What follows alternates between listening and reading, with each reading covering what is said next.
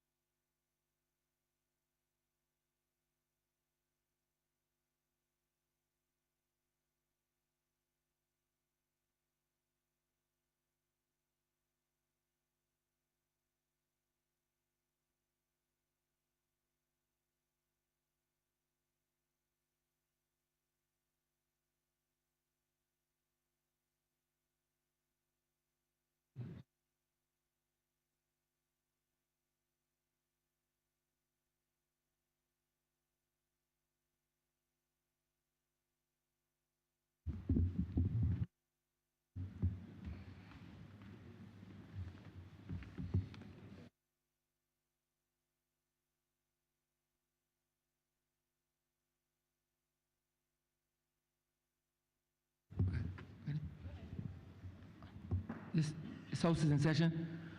Let us stand in 1 minute silence observation to pay tribute to the passing of the mother of the former Prime Minister, Mr. David Thompson.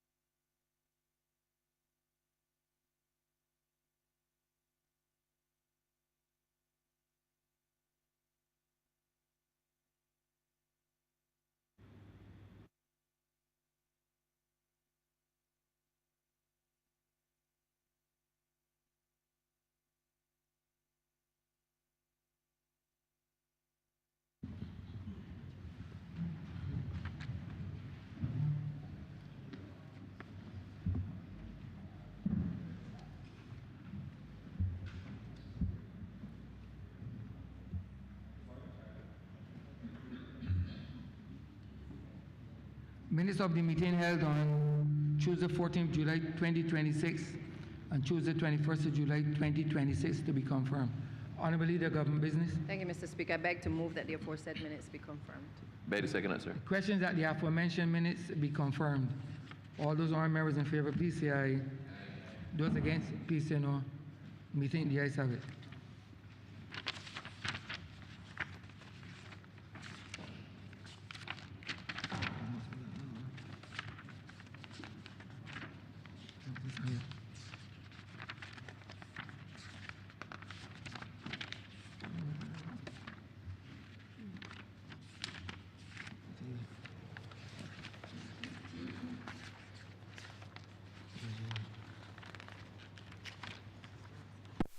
Announcements, Mayor.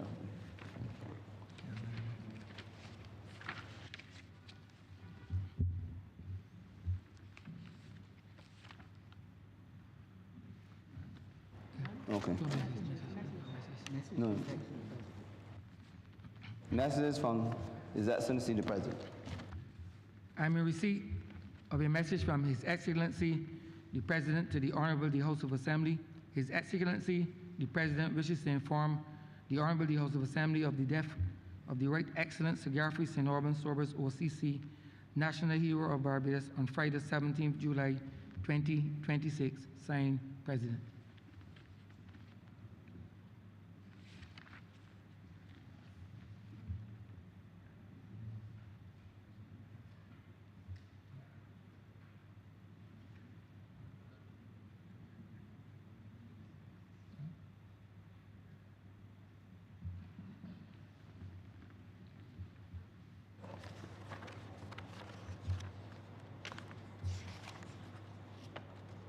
petitions, papers, government notices, private members notices, notices of questions, reports from select committees, first reading of bills, statements by ministers, congratulatory and/or obituary speeches, personal explanations, motions for leave of absence, oral replies to questions, notices of motions for the adjournment of the House on matters of urgent public importance, orders of the day. Honourable Leader of Government Business. Mr. Speaker, I beg to move the suspension of standing orders 6, 16, 18, 20, 42 subsection 5, 43, and 44 for the remainder of the day's sitting. The question is that the aforementioned standing orders be suspended for the remainder of the day's sitting. All those honourable members in favour, please say aye. Those against, please say no. Methinks the ayes have it. The aforementioned standing orders are hereby suspended for the remainder of the day's sitting. Government business, sir.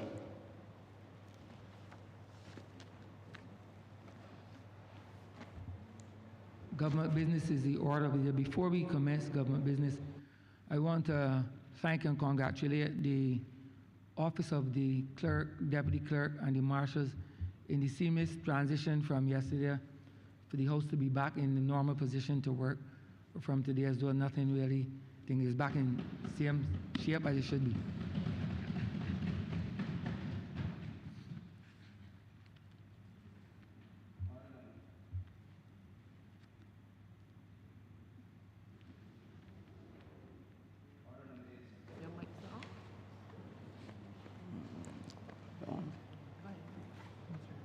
In the name of the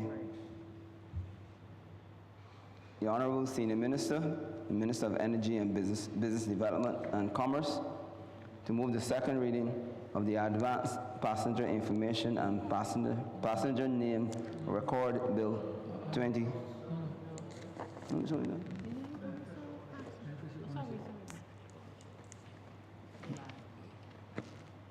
Order number 9, sir.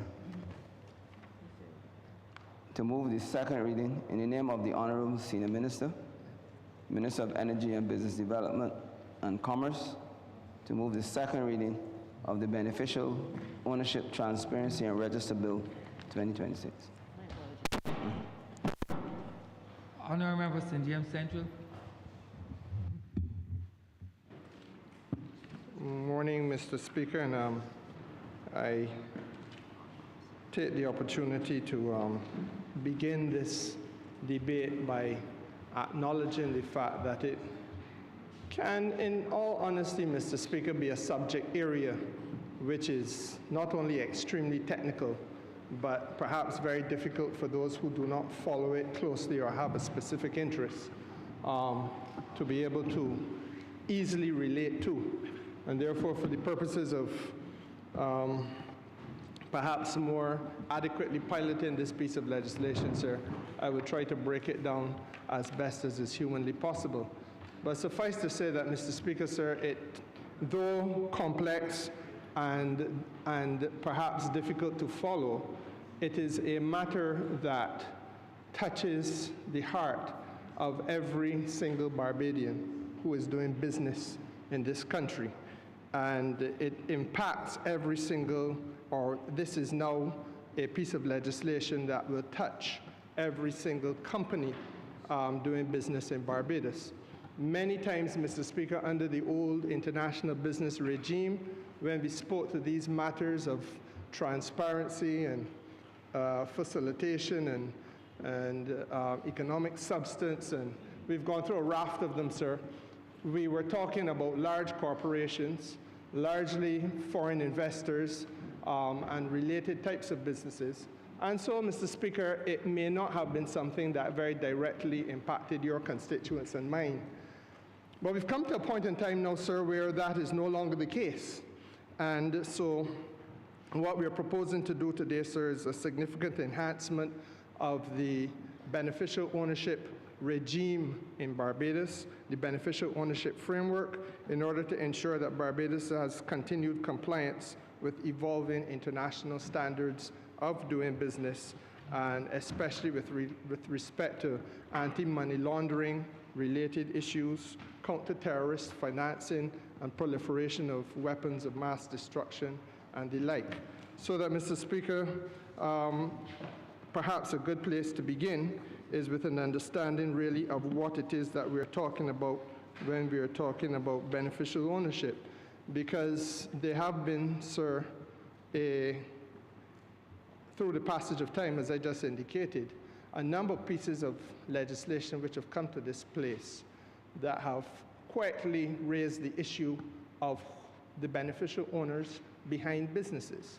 And those work streams, sir, would have been areas which involve the collection and maintenance and verification of critical information related to the people who are doing business in Barbados. The departments of government involved in that would be, for argument's sake, the Barbados Revenue Authority, the Business Compliance Division of the ministry that I have the honor to lead. And Mr. Speaker, sir, with respect to how they function, for example, the economic substance legislation would have required us to know who were the beneficiaries or the beneficial owners behind a business, so that if there is a foreign authority that wants to access information about that business and its performance or whatever, we are able at the Barbados Corporate Registry to share that information with that foreign, legitimate foreign authority. And equally, Mr. Speaker, sir, there are those people who, for whatever reason, may wish to be able to get a foreign currency permit. And that, of course, is a special application which exempts you from the restrictions that the rest of us ordinary people have with regard to holding certain amounts of foreign currency. And in order to do that, you have to satisfy the Central Bank of Barbados about the beneficial ownership structure behind your business. So that there have been times when we have had to treat to this matter of beneficial ownership. But Mr. Speaker, sir, we are now coming to a point where we have to be a lot more substantive and perhaps, sir, a lot more technical. The beneficial ownership, in essence, is really that living, breathing, flesh and blood human being who is the ultimate owner of a business. In other words, that individual who stands sometimes in the shadows, but is the person who actually exercises substantive control over the business. So it is not a matter of what is the name on the letterhead or what is the name of the company, but it is really, sir, a question of who is behind the company. And there are many, perhaps let's just try to make it simple. In ordinary day-to-day existence, Mr. A. Holder may be the owner, sir, of a business which is a hardware, and therefore it is easy to recognize that Mr. A. Holder is the beneficial owner. And then you may have, sir, a different structure in which there is a Mr. P. Eastman and a Mr. A. Holder who together have a plumbing service or a variety store, and they are the beneficial owners of that. But, sir, life is not always that straightforward. And the truth of the matter is that we are coming to a point in time where we have to deal with those complexities now more directly. So you will recall, sir, that when you would have been at law school, there would have been a case called Solomon and Solomon, which indicated that there is a legal personality given to a company. And so a company is a legal entity in and of itself, capable of contracting as an ordinary human being would contract. But, sir, there comes a time when you have to make sure that the corporate structure is not being abused. And so, again, in accordance with the ancient Max principles in Solomon and Solomon, sir, you have to lift the corporate veil in order to look behind that corporate facade to see who are the real beneficial owners. And sometimes, Mr. Speaker, sir, especially in the complexities of the modern world, looking at and finding the beneficial owner or identifying the director is not satisfactory. Let me rephrase that. Looking to find the director is not satisfactory. Sometimes you have then to go behind the layers, which include the directorship, sir, in order to access information about who is the beneficial owner. There was a time when we had an honorable member in this house who used to enjoy Shakespeare. And were the people of Barbados minded to have returned him here, I would have used an analogy, which I perhaps could still use, sir, because I'm sure you will appreciate it, that yes, in their wisdom, they chose not to, in their wisdom, I take the point. But Mr. Speaker, sir, Lady Macbeth says in that particular play, Macbeth, that she wants her husband to put on the image of the flower, while beneath that image he must be the serpent. And Mr. Speaker, that is really the reality of what this world is about. The facade of the corporation, the directors which are presented sometimes, even the directors do not necessarily tell the full tale about what the business is about and who is actually behind the corporate structure of the business. I remember the famous quote then, look like the innocent flower, but be the serpent under it. Indeed, that is the correct quotation. Look like the innocent flower, but be the serpent under it. And so therefore, Mr. Speaker, what we have to accept early in this debate is that the mechanism that many criminals now use internationally is the corporate structure. And that is the way in which they hide the illicit fruits of their enterprise. They use companies, and the arrangements can be very complex. So that I may have, Mr. Speaker, sir, a company which is incorporated here, but, sir, it is in turn going to be the owner of a charity, which is the enterprise that is doing what I want that charity to do.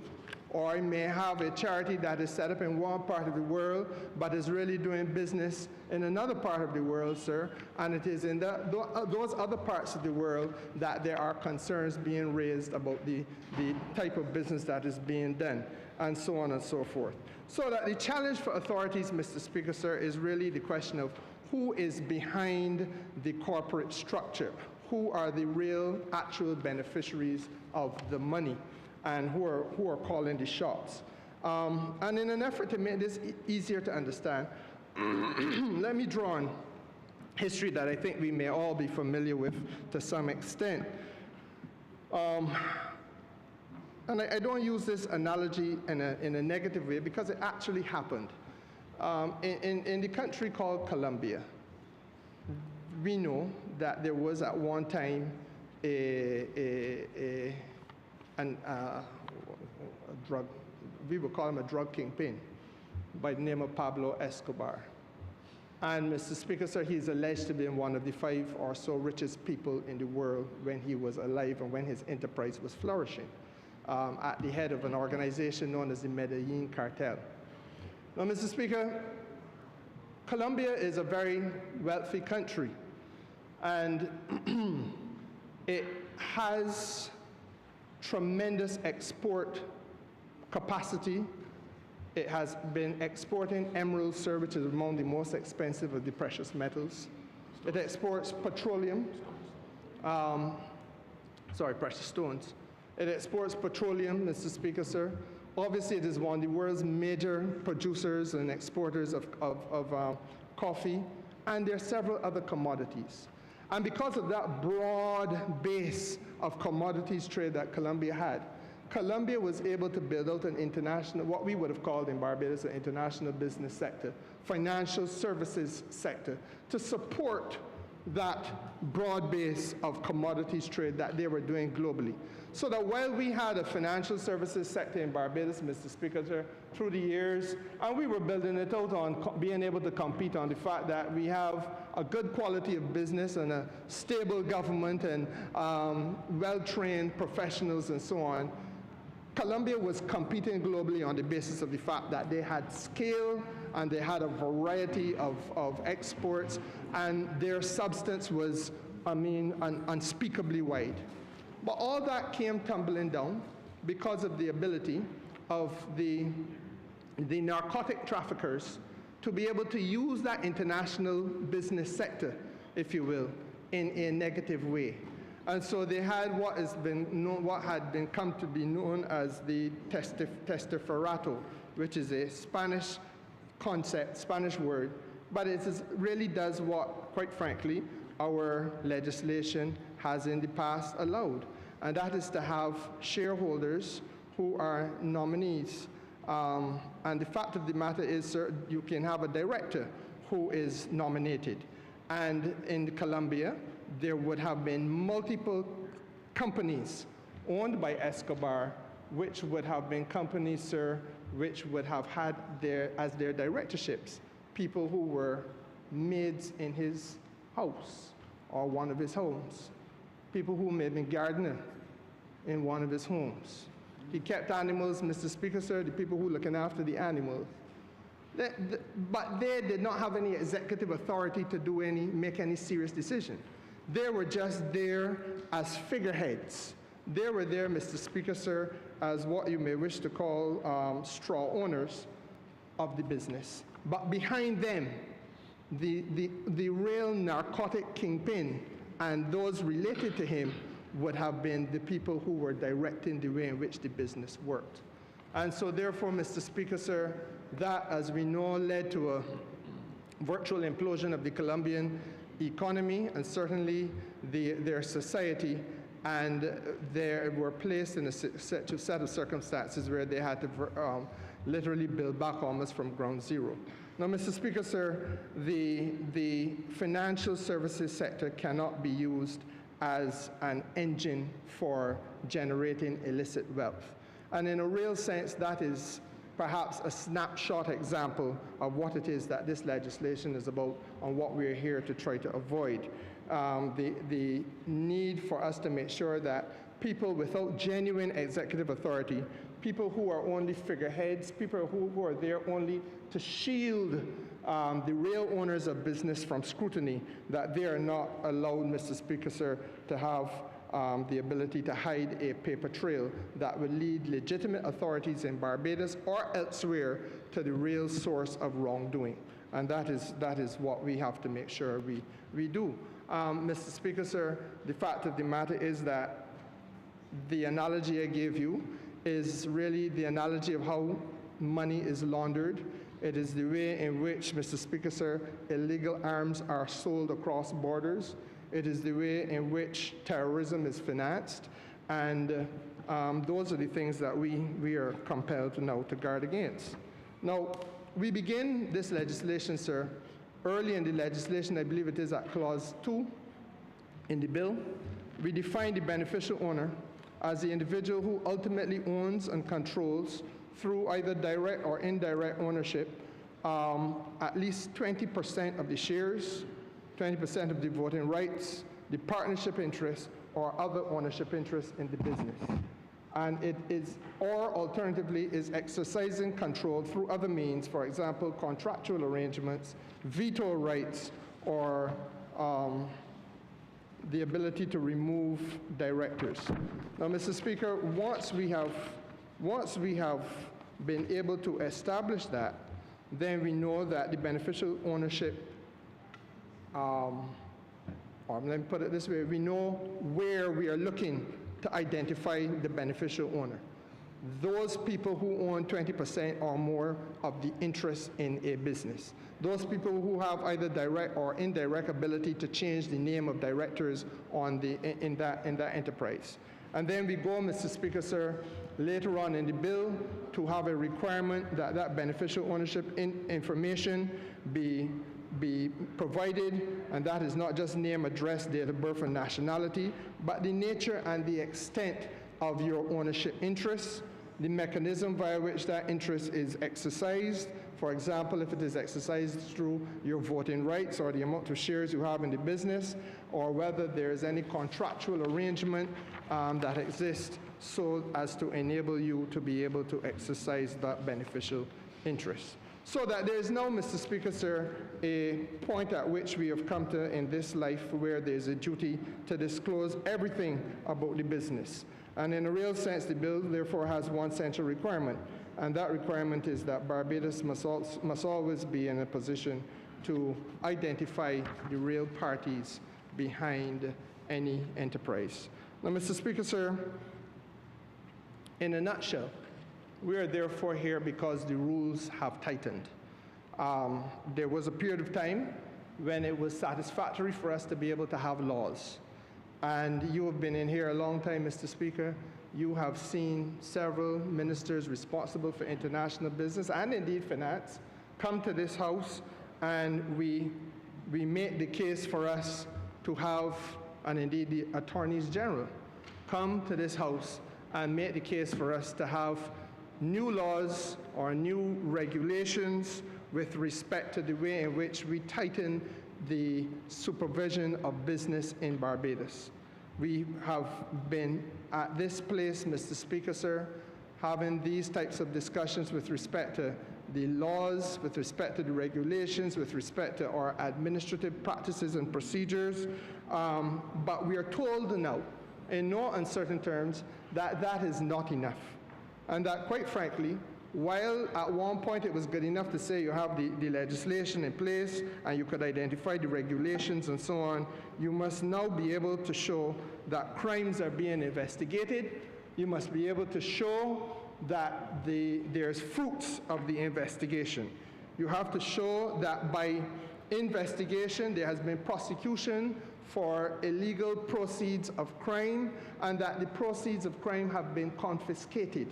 And therefore, Mr. Speaker, sir, there must be an ability to demonstrate that your laws are not only there, but that the laws are functioning and that the laws are functioning adequately, and therefore you are prosecuting all of the range of concerns which are raised globally. Proliferation of weapons of mass destruction, financing of terrorism, etc., etc., etc. Now, Mr. Speaker, this obviously places a tremendous burden on local authorities. And perhaps this is where the politics of this matter lies, because our constituents will say, certainly mine will tell me, and I'm sure yours are no different, yours will say to you, Mr. Speaker, sir, but what I don't have constituents anymore. Sorry, I beg your pardon, sir. Your former constituents. Forgive me. The memory slipped me. But our constituents, sir, you don't have any anymore. But our constituents will say to us, but that has nothing to do with us, because Barbados does not have any record of any terrorism. What does weapons of mass destruction got to do with this little rock? And quite frankly, they would be right. As foreign minister, I have had to make the case on behalf of this country that it is really an unreasonable proposition. In many instances, it is disproportionate as well for us to be being asked to speak to these issues in the way that we are compelled to by the international community because of the fact that these are just simply non-existent issues for us on this island. But the fact of the matter is that the regulators will say that Barbados is part of the international community and that your size is really irrelevant, and that your capacity is something that we understand, and they understand, but quite frankly, in the scheme of things, in the totality of things, that too is irrelevant. That we have a duty to discharge in order to protect the global financial ecosystem, and while we may not have terrorists or weapons of mass destruction, we have responsibilities as part of the international community to ensure that this island is not being used to funnel or support financially the acts which are illegal, illicit, and are leading to terrorist activity or the illegal movement of weapons and drugs, etc., etc. So this is perhaps a different lens, but it is a new lens through which we are being seen. And may I say equally, Mr. Speaker, sir, that part of the adjustment that we must make as a country is to realize that there is a a responsibility that lies on our shoulders now that perhaps never lay on our shoulders before. And people who we thought would always be there perhaps to protect us and to look after our interests or support our efforts to protect our own interests are now the very people who are saying to us, your concerns are heard, but understand that the world has changed. Levels of responsibility and expectation are different. And we have to make sure that we fit into that and that we respond appropriately. So that, Mr. Speaker, sir, we are, I almost said adamant, but we are determined that Barbados will not be caught in a situation where we are unprepared. And this bill effectively is the way in which we demonstrate to the world that we are prepared to protect Barbados' name. Now, let me be very clear about a few things. There is a reality attached to the corporate landscape of Barbados that I cannot avoid confronting. And that reality is that in spite of despite what others have said and urged upon us, we as a country have to accept that all is not perfect within our commercial landscape.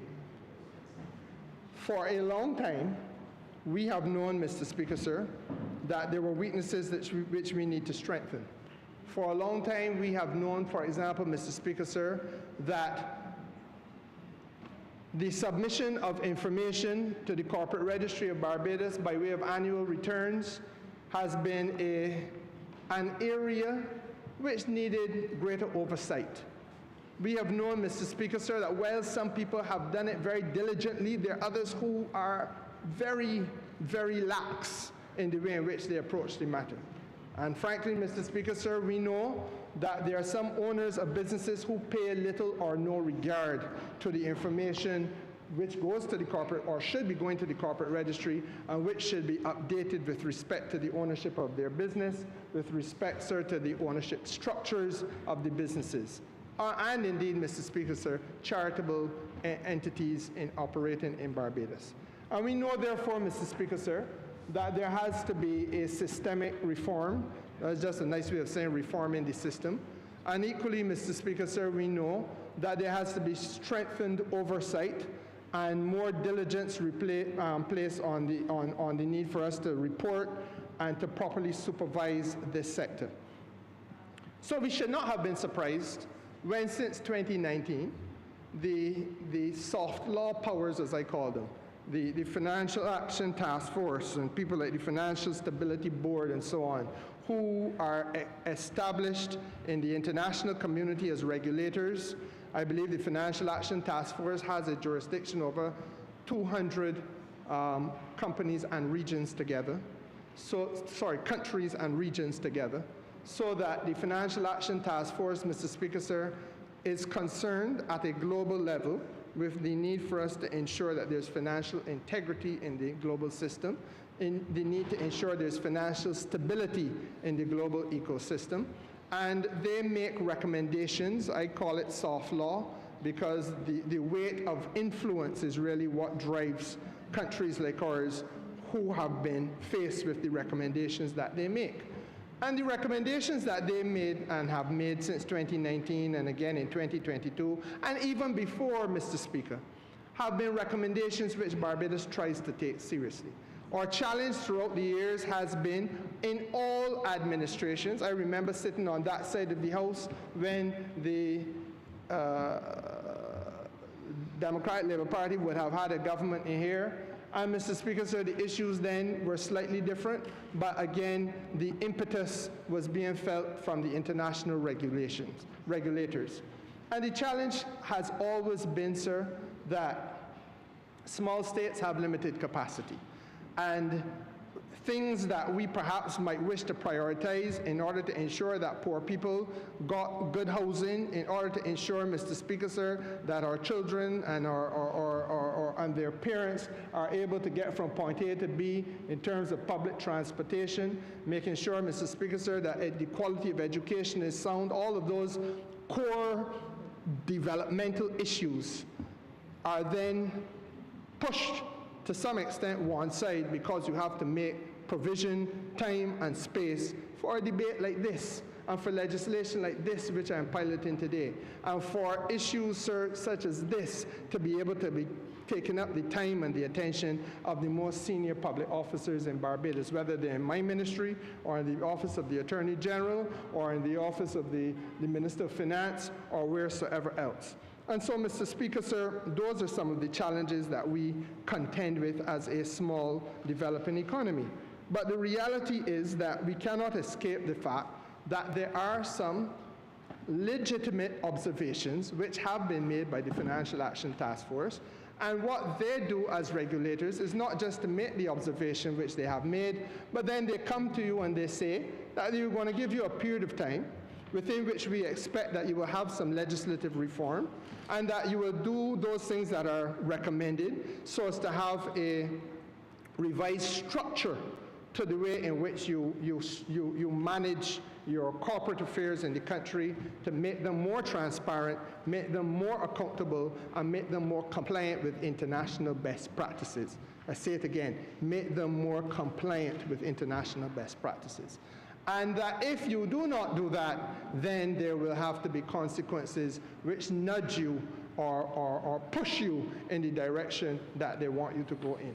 So, Mr. Speaker, sir, the reality is that you cannot forever stand and complain that the international community is pressuring you when you know in and of yourself that really and truly this country does have some issues that we have had to contend with in the past.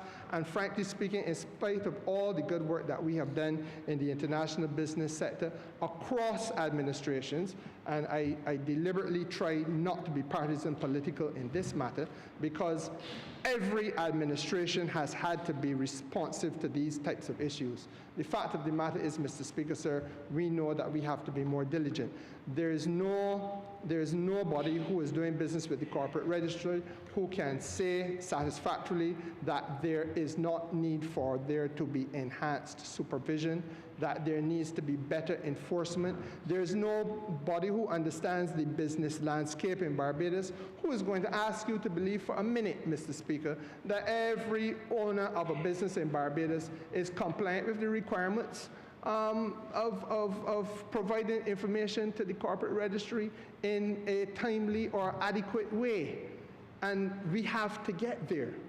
And that means, therefore, sir, that government must do that which I am now doing and be able to not only shape the legislation and bring it to the Parliament, but also invite corporate Barbados to work more closely with us in the spirit of responsibility and accountability.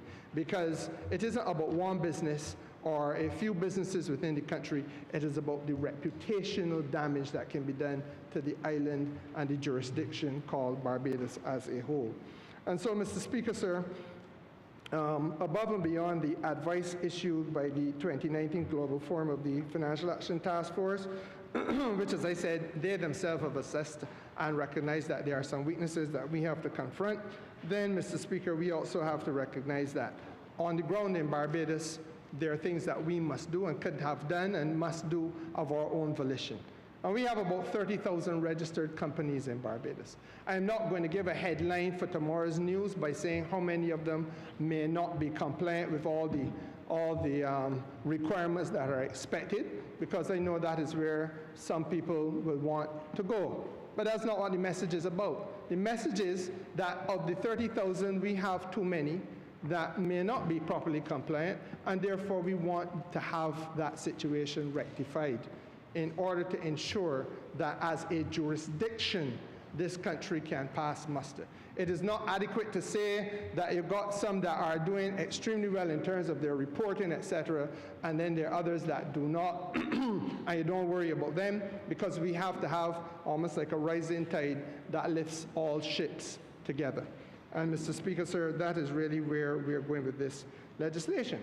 Now, it stands to reason that because for the first time this legislation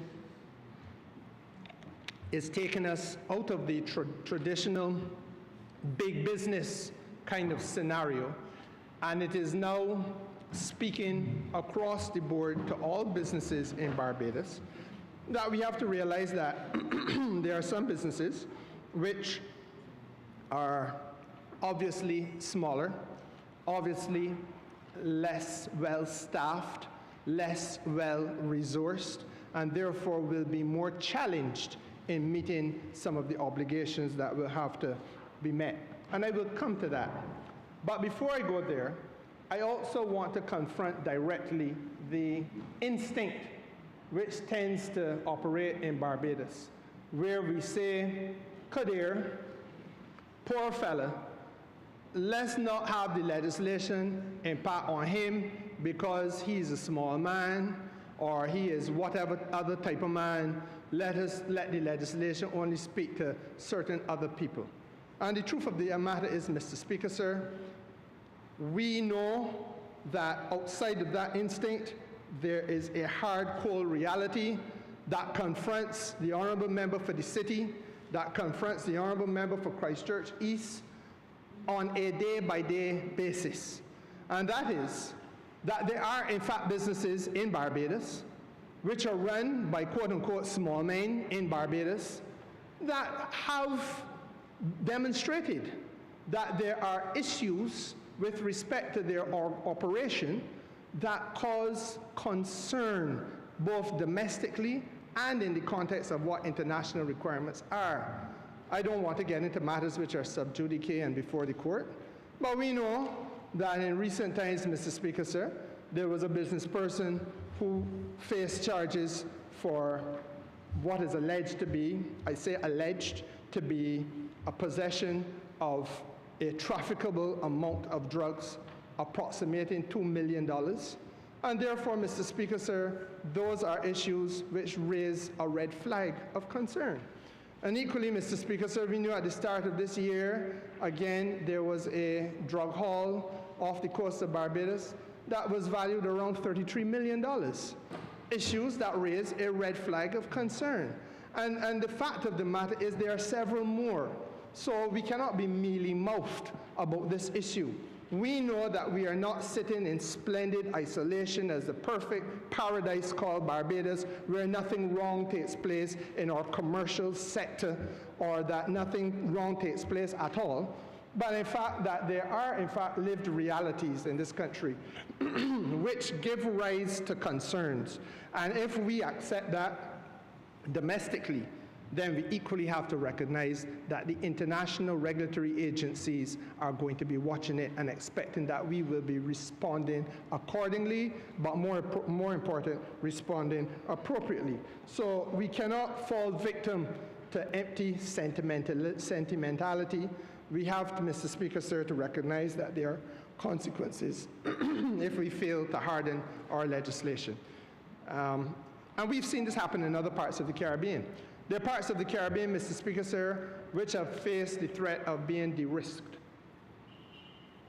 And it may not be in recent memory of members of this House, and indeed people within earshot of my voice, but our Prime Minister had to go to Washington, D.C., after chairing a meeting of all heads of government here in Barbados, all regional heads of government, not just CARICOM, but the region-wide heads and ministers of finance, on the issue of the threat of loss of correspondent banking facilities, which is to say that the banks here rely on banks overseas for us to be able to access foreign exchange, for us to be able to send money to other people outside of Barbados. So you, for example, Mr. Speaker, sir, might not even be in the business world at all. You may have come to your closing chapter of life and you're in a retiring stage, but you got a grandchild who's studying, and you want to help the grandchild who's studying somewhere overseas to get some funds to cover his accommodation. None to do with business. But if you want to move that money to him legitimately, you have to go through a correspondent bank. And the correspondent bank's facility must be there for Barbadians who want to do that type of work, business, or alternatively, those who want to bring imports into this country, or those who want to sell stuff overseas, that legitimate financial supporting structure must be there. But if the foreign authorities lose confidence in our ability to properly regulate the Barbadian market and the Barbadian jurisdiction, then the foreign authorities do what we call de-risk themselves. And so their banks say, look, it is too much difficulty, too much due diligence got to be done with that particular country, and so we are walking back. And therefore the services rendered by the banks when we want to do business overseas are cut. And for those who still don't get it, let us understand that the easy thing now that all of our constituents do is to be able to get a credit card and buy a few things online. But that don't just happen so. There again is a correspondent banking relationship taking place. And if it is that those are cut off, then the few little things you're buying can't be bought. And so, Mr. Speaker, sir, once that happens, you have, therefore, to recognize that we have serious challenges. There are those who are less well off in our communities who rely on remittances being sent home from overseas.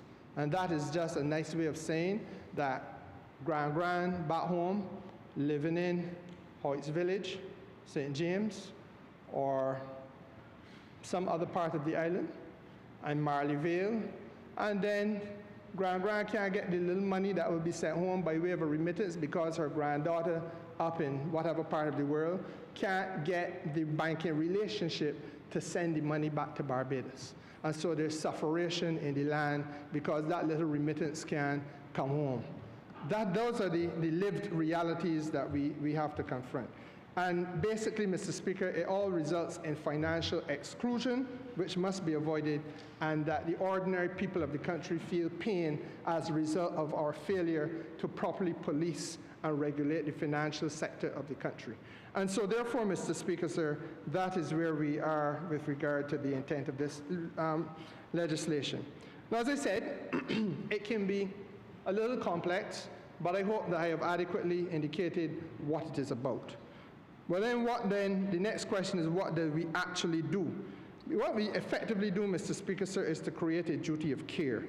And it is a duty of care, sir, which I can elaborate upon. At clause 13 of the bill, there is a provision which requires that a legal person, which would be the company itself, or a corporate trust service provider. And you may ask, well, what is a corporate trust service provider? The corporate and trust service providers, sir, are those professionals who are registered in order to be able to facilitate the business between the companies themselves and the corporate registry in Barbados or the authorities in Barbados. So there may be some filings that are required. Nobody's asking the general manager of the business to go and do the filing. Nobody's asking the director to do the filing.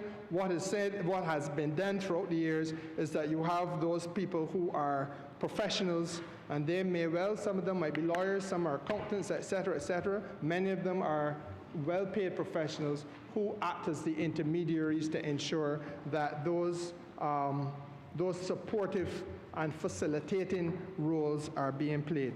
And Mr. Speaker, sir, the legal entity itself or the corporate and trust service provider shall take steps to identify each individual beneficial owner, and that means, Mr. Speaker, identifying them via not only who they are, but via the means of control that they exercise. Remember, I gave you the Colombian example where you may have straw figures on a board. We want to make sure that we understand not only who is on the board of directors, but how do you exercise your authority. And therefore, then you can go behind that veil in order to ensure that there is not somebody who is literally pulling the strings by way of a contractual arrangement or whatever. At clause 14, there's a duty that via records of the steps that you take as a corporate and trust service provider, or the steps that can be taken, that you identify the ownership structure of the entity. So in other words, you're looking, therefore, at a history of who is responding to the notices being sent out, a history of what are the ownership charts of the company, that the due diligence documents are there in the registered office and can be easily accessed. And the duty is there to establish and maintain these required documentation at the registered office of the company. And equally, Mr. Speaker, sir, there is a duty that wherever changes are made with respect to nominee directors and nominee shareholders, that disclosure must be made within 14 days. Failing to do that, sir, attracts a penalty. And Mr. Speaker, the lived reality that we have had historically on this matter in Barbados is that the directors may change, but nobody can get around to telling the corporate registry or ensuring that the information is adequately provided for. And so therefore, when there is a challenge that arises, you then have to rush hot and sweaty to try to find out what is the real deal behind the ownership structure of this company, only to find out that Mr. Jones was once a director, but lo and behold, he seems not to be there anymore. Who replaced him? When was that done? Et cetera, et cetera, et cetera. And that level of inefficiency, that level of inadequacy of information, those are things, sir, that the legislation is now trying to stamp out once and for all. Now, Mr. Speaker, the bill also creates a beneficial ownership register. And that register is the central virtual space where all the information on all the companies of Barbados, beneficial ownership information, will be housed. The beneficial ownership register is there for all the information on all of the beneficial owners in Barbados. The bill will create a beneficial ownership unit to operate the beneficial ownership registry, and it creates also a business compliance team. And that business compliance team will ensure that information entered into the records of the register are accurate. The real owners obviously have to be identified. The information has to be updated frequently, and as I just indicated, when it changes, there's a 14-day period within which it must be notified, and it has to be reconfirmed annually. And I'm going to elaborate on these things as I go on a little bit later, Mr. Speaker, sir. But beyond that, the information must be checked and verified. And the business compliance team is authorized, sir, to verify that information and ultimately to enforce accuracy. And if that accuracy is not enforced, we go back to square one, because faulty information does not protect anybody in this jurisdiction, and it certainly does not protect the jurisdiction. Now, Mr. Speaker, sir, as I indicated, we are therefore at a point today where for the first time, regulations are being brought to bear across the entire landscape of Barbados's commercial space with regard to what has been traditionally called international business conduct. But really is basically basic stuff. It isn't about international business really anymore. It is, Mr. Speaker, sir, that there are local companies. As I said, there may be Jones and Arthur Variety Store that have local directors. And the fact of the matter is they are operating locally, they're doing business locally, and there is a need to ensure that they too are equally accountable in terms of their ownership structure as any other business may be. Now, this minister sits on the Labour wing of the Labour Party. I have said so many times in this place. This minister unapologetically sits on the Labour wing of the Labour Party. And so I cannot come to this place, Mr. Speaker, sir, without recognizing that there are some lived realities. Small and micro business in Barbados are less able, less capable, they have less capacity to manage this type of process than some of the large businesses in Barbados would. And therefore, sir, the legislation speaks to what is called a domestic threshold company. That domestic threshold company is really identified as a company that is earning less than $1 million in revenue on an annual basis. That effectively is the micro and small business people, that represents the micro and small business people of Barbados. And a special regime is carved out in this legislation to look after the micro and small business people, even though they are called in the legislation domestic threshold company. So let us now begin to understand the politics in this, because we are accepting, sir, that government has deliberately designed the bill to minimize any burden that may exist on the MSME enterprises in Barbados. And this is done, sir, in 3 ways. I enumerate them. First of all, the filing process. We have determined that it is necessary to facilitate a more simple filing process. Now, I don't want to take it, and again, the legislation does not stop anybody. If you choose to hire a corporate and trust service provider, and you are a small or micro business, that's your choice. And if that's what you want to do, and you want to pay so-and-so attorneys at law, whatever sum of money to look after your business for you, that is your choice. But we know, Mr. Speaker, sir, that for the vast majority of people who may have a little registered business in the Heights or in Fitz Village or up the hill in Haynesville, Mr. Speaker, sir, or across the road in Torps, or a little further yonder in Redmond Village, those people, sir, are not likely to want to go and pay senior counsel, how much ever senior counsel charge per hour these days. So therefore, Mr. Speaker, sir, we simplify the process for them, and we say, look, the companies and societies earning less than $1 million a year, they have first option to have their business information filed via the business compliance unit that is being created under this legislation. We are not doing as others have done around the world, where we just pass the legislation and simply say fit in or face the consequences. We have deliberately carved out a special provision that enables and facilitates our small and micro business people to be able then, sir, to become compliant. Their role, therefore, sir, is to go to the business compliance unit, which will guide them, which will hold clinics for them, which will receive their information on beneficial ownership, which will vet the information on beneficial ownership, which will correct where it needs to be corrected, and let them go back, Mr. Speaker, sir, so that they have the accurate information filed in the beneficial ownership registry. And there is no requirement, sir, to secure any assistance from any third party, because the government of Barbados, standing in the position of a protector of small, micro, and underprivileged people in Barbados, as we have always done, sir, that is where we will be going with this legislation. The other option, the other approach, which is significant, sir, is that the fee structure has been, again, designed to ensure that small and micro businesses pay less money with regard to the filing fee obligation, because there's a need to update your beneficial ownership information every year. And we are saying to you, you must update your beneficial ownership information. In the past, when this type of information has not been updated, when it is inaccurate, when for whatever reason the flaws are there have been consequences to the reputation of the jurisdiction. But we are saying equally that if you must now do it, not only we can help you do it, but that you're going to be doing it for a filing fee that is lower than other businesses.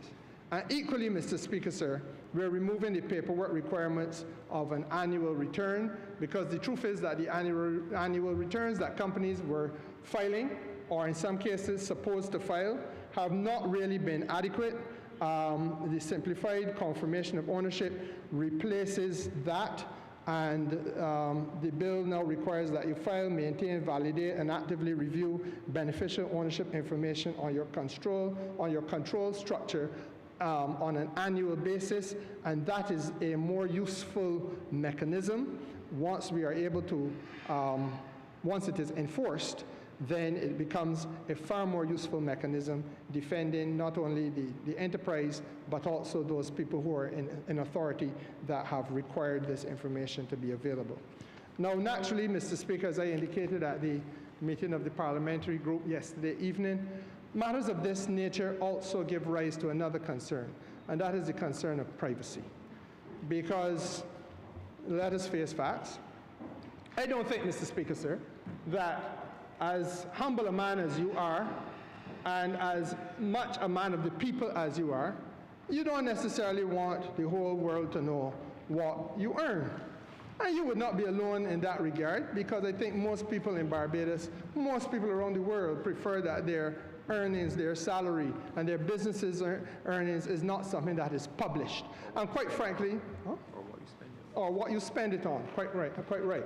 And frankly, Mr. Speaker, sir, the competitor of your business does not need to know what your business earns, because the competitor then will have a fairly good idea of how well you are performing. And a good competitor with that type of knowledge will know where to squeeze and apply pressure in order to get rid of you from the market so that he could be more dominant in the marketplace. But these are just the lived realities.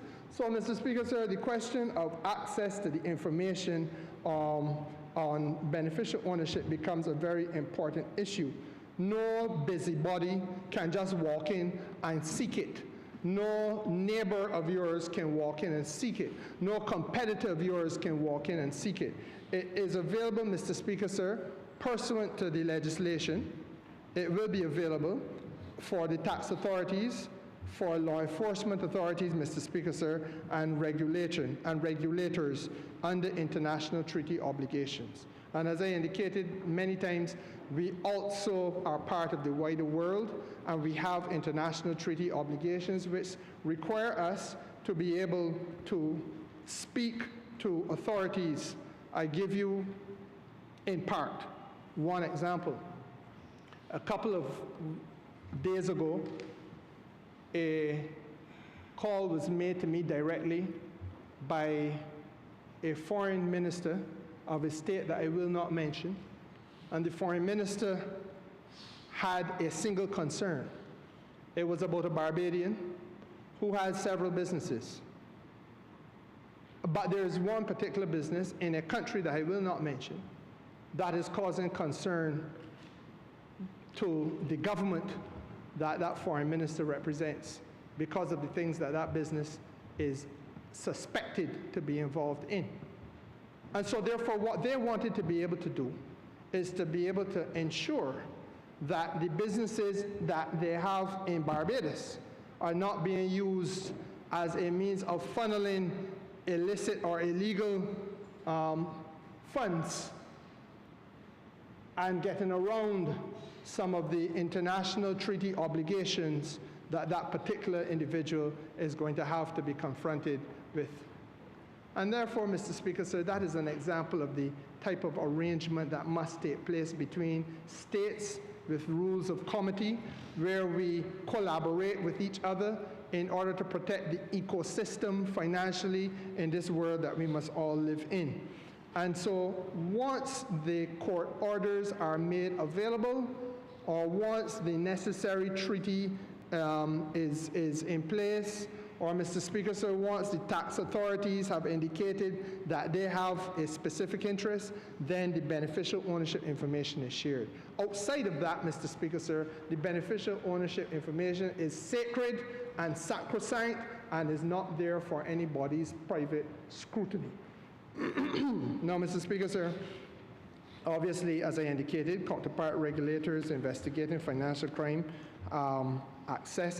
can access the information, but equally subject to the safeguards.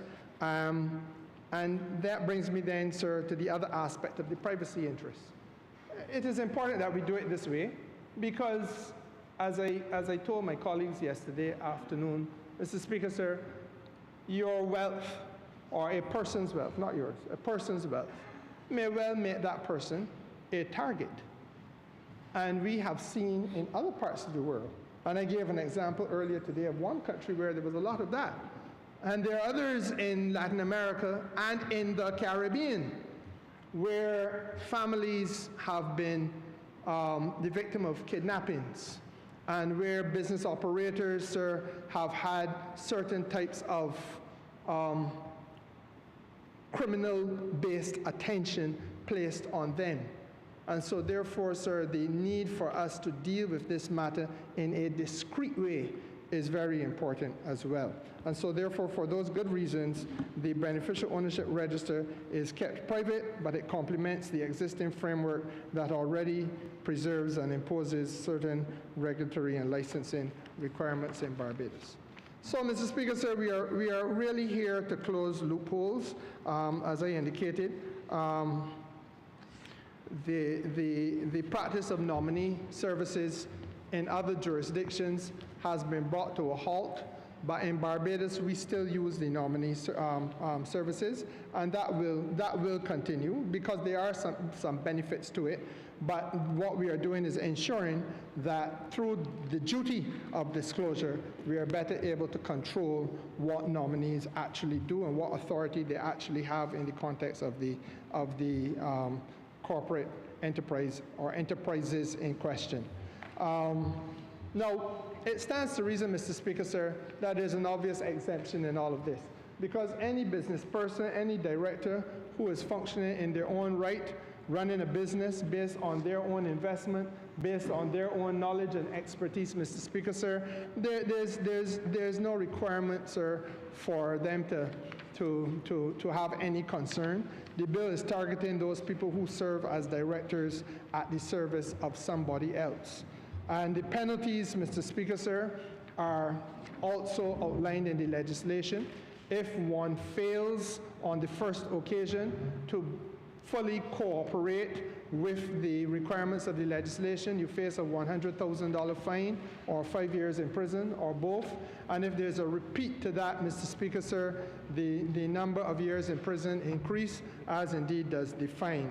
Of course, as with any piece of legislation which is worth its salt, there have to be provisions for natural justice so that a man must be heard in his own cause before he's asked to face penalties for enforcement or penalties for non-compliance.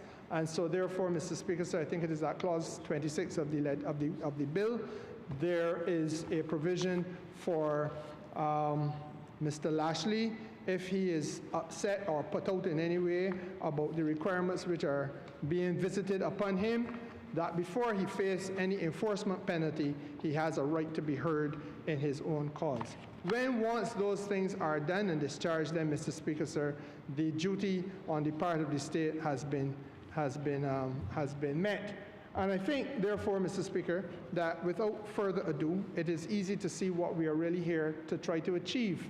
We are here, Mr. Speaker, sir, as I said, to bring about a significant enhancement of the Barbados Beneficial Ownership Framework and to ensure that this country continues to be able to comply with the requirements set internationally, but also, and perhaps more importantly, that this country responds in a manner which is adequate and in a manner, sir, which is timely to the need for us to be able to have at one place, in one space, sir, the type of information on the ownership structures of the companies in Barbados that will enable for our domestic regulatory authorities, whether they're the people at the Barbados Revenue Authority or whether they're, Mr. Speaker, sir, any other regulator, to know exactly who is doing business with companies in Barbados, what is the substance of that business, and, Mr. Speaker, sir,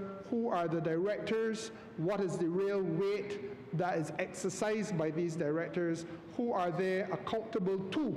And those are the questions, Mr. Speaker, that enable for transparency to exist in the corporate affairs of this country. In the absence of that, mayhem will prevail.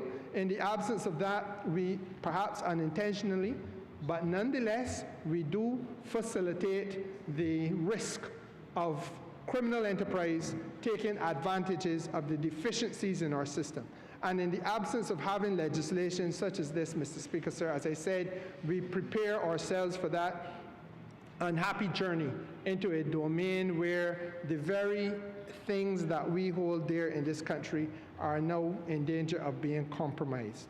There was a time when the international business sector, as we used to call it, was responsible, sir, for 1/3 of all the revenue taken in Barbados. And that sector, Mr. Speaker, sir, therefore, was the sector that lit the playing fields in our constituencies. It is the sector, Mr. Speaker, sir, that enabled continued education at our university free of charge at the point of delivery. It is the sector, Mr. Speaker, sir, that ensured that we have a viable public transportation service. It is the sector, Mr. Speaker, sir, that has then financed the underpinning of numerous types of initiatives on the part of the government of Barbados, including putting in roads in village spaces which previously were only cart roads.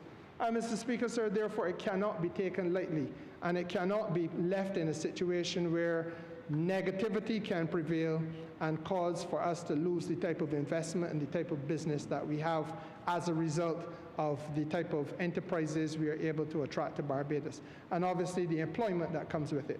And so therefore, for all those reasons, sir, we are taking this very seriously.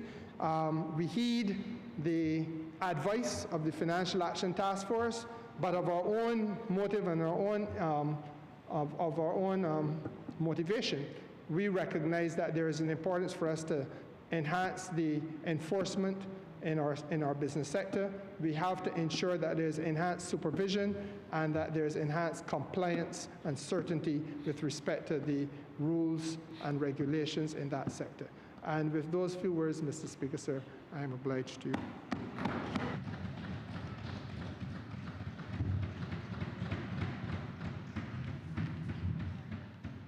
Honourable Member for St. Peter. Thank you very much, Mr. Speaker. I rise to add my voice to this debate on beneficial ownership, transparency, and a registered bill. As the honourable member who piloted this bill indicated, this bill is, as its name suggests, about transparency. It is about, in some respects, or maybe in many respects, using the term that he used, removing the veil. And while the honourable member for St. James Central indicated that it is sometimes difficult to come to grips with these things, those who read the New Testament know that at the point at which Christ died, the veil was torn. And the veil was torn in order to reveal what was happening in the most holy place.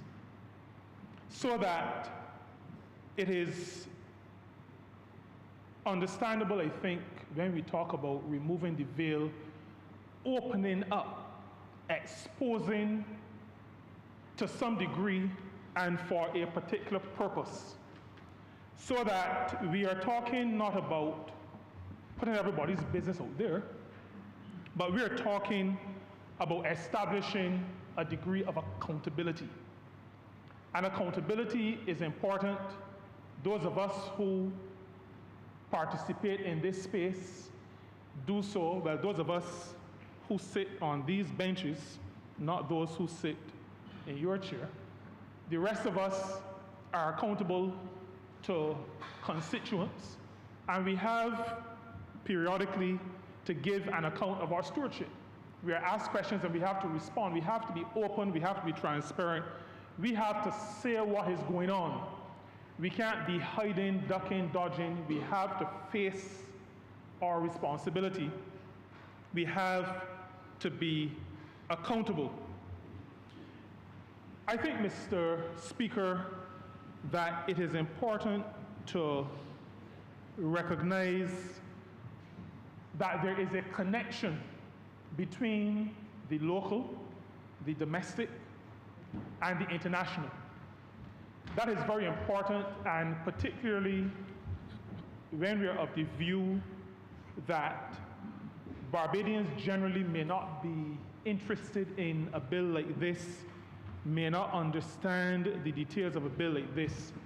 It is important for me to say to constituents in St. Peter that what we do here in Barbados impacts overseas. I think the honourable member spoke, for example, to correspondent banking.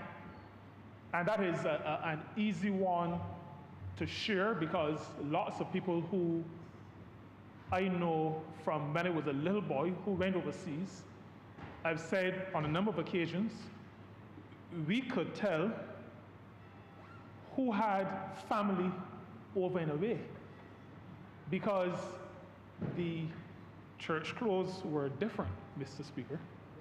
They looked different, and you could tell that they were not bought from, I don't want to call any names, I almost said S.Y. Cape Shepherd, but we could tell they came from overseas. We could tell they came from over and away. And people sent back items, but there were also people who sent back money, who transferred money. And it was not like nowadays where you could, people travel all the time and you can tell somebody, we'll carry back this 200 or this 300. People would have to send money through the system. And so if we are in a position where our systems are not considered to be sound enough to have a certain level of integrity, we could find ourselves in a situation where when you go to the bank in New York, in Manhattan, or wherever it is in the Bronx, and you say, I want to send this $1,000 to my nephew, that you could very well hear, that we can't do that because that is not, your systems back where you're from don't meet the standard. When this matter of correspondent banking arose some years ago, at least when it came to my attention, I became very, very concerned. Very concerned, Mr. Speaker, because at that time, I was working in the hotel business. And when you're running a hotel, you have to buy teacups and saucers. We don't make them here. You have to buy bed linen. We don't make those here. People often pay you overseas because they go to the travel agent who is getting his business through a tour operator, a wholesaler, and the funds have to reach to Barbados because the water bill has to be paid here. The light bill has to be paid here. Staff have to be paid here.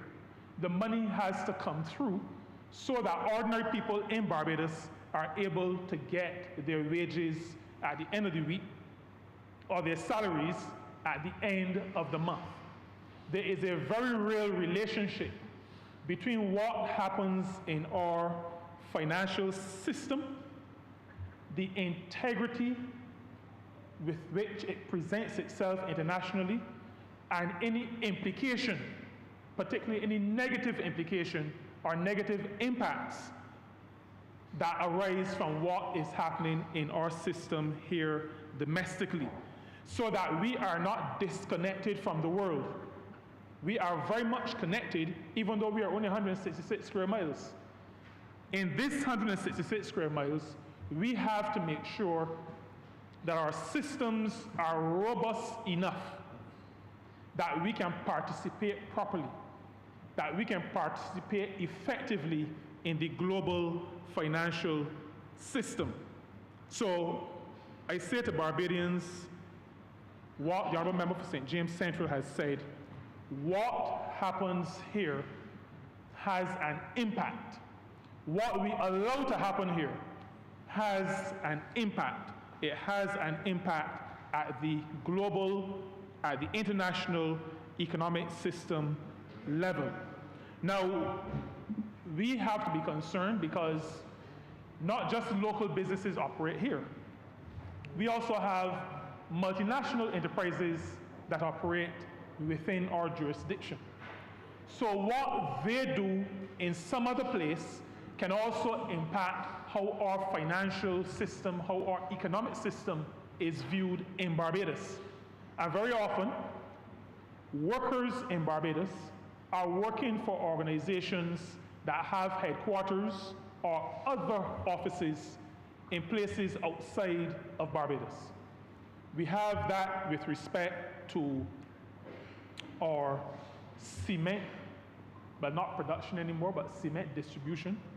We have it with respect to hotels, and there's still quite a number of thousands of Barbadians employed in the hotel sector.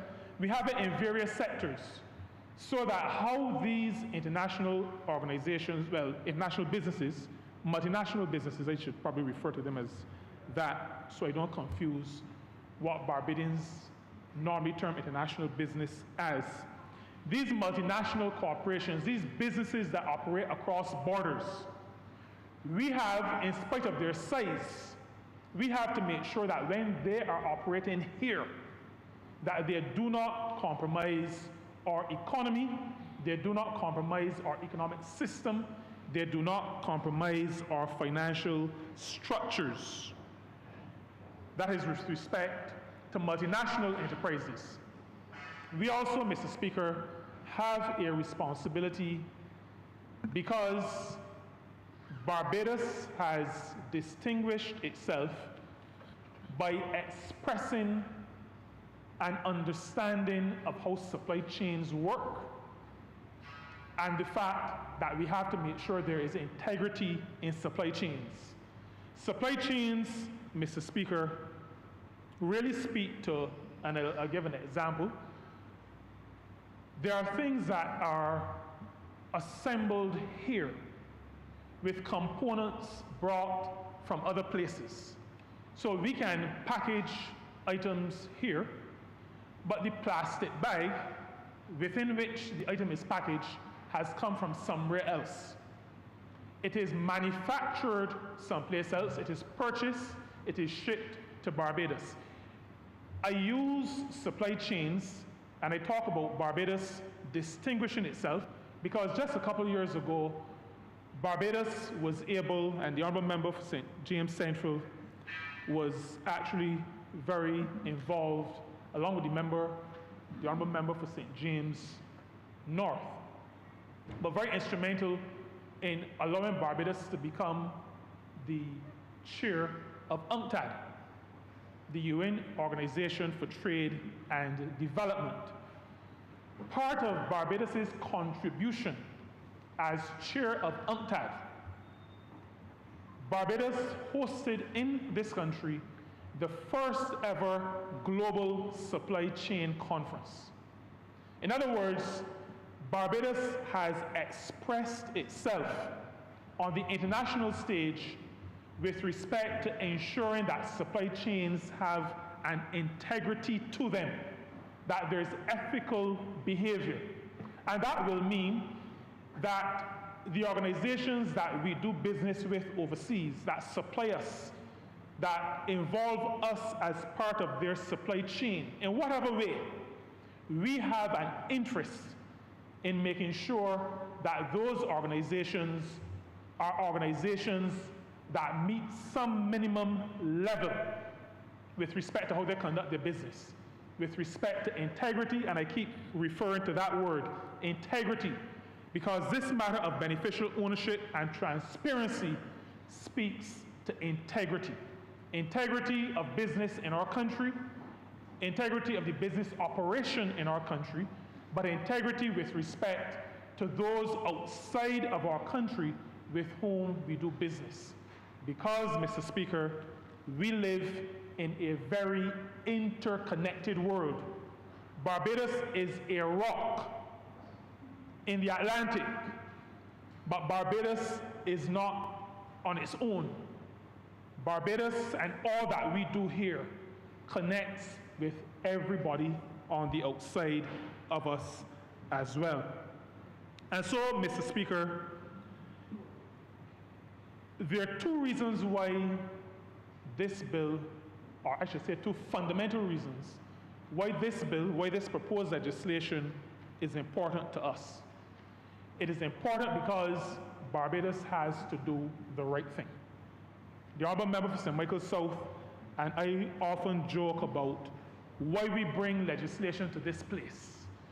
We do not bring legislation to this place, in spite of all that I've said about the interconnectivity and impacts. We do not bring it here because somebody say you got to bring it here. That is not how a civilized country operates. It is not how a country that understands its place in the world operates. We bring legislation here first and foremost because it is the correct thing to do. We have to make sure, for our own benefit, for our own peace of mind, we have to make sure that economic entities operating in this country are operating above board, that they're operating legally, that they're operating ethically. And that is why we bring to this place legislation that allows us to look behind the veil, or to, as the King James Version would say, rent the veil in two, so that we have access to behind the veil. So we bring this here because it helps us to understand what is happening here. It helps us, in the event that there's criminal activity, to be able to address the criminal activity, to fight crime.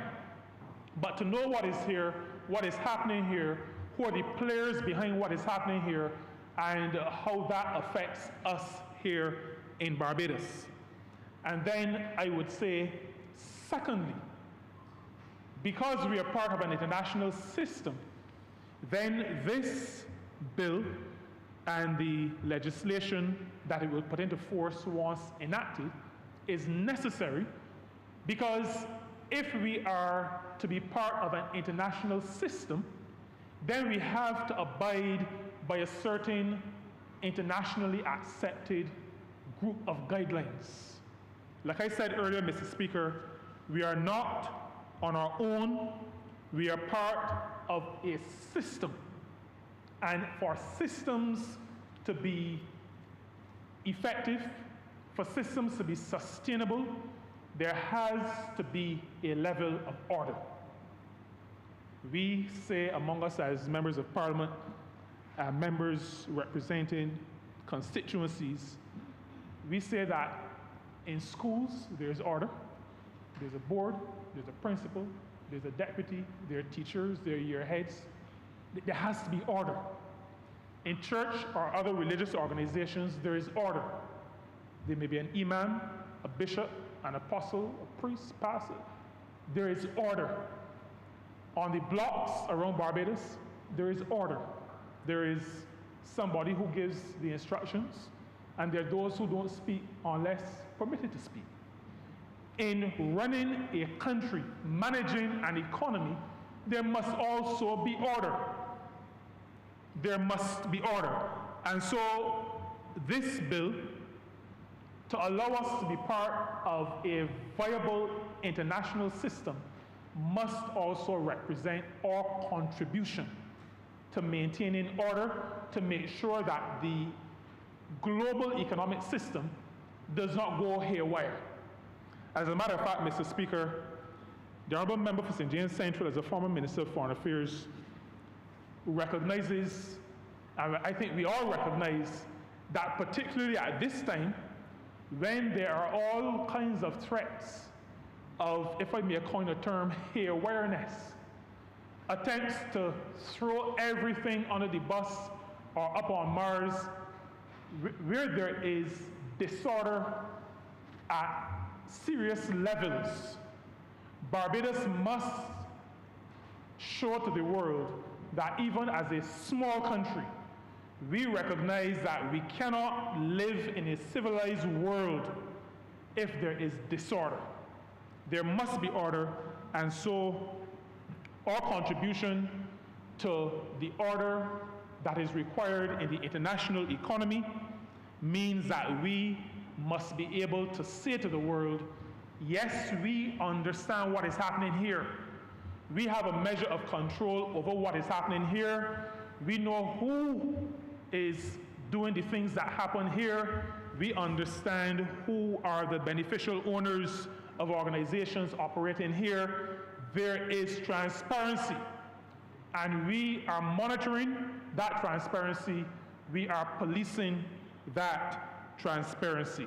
And so, Mr. Speaker, on those two principles, I support the bill that is brought to this honorable chamber.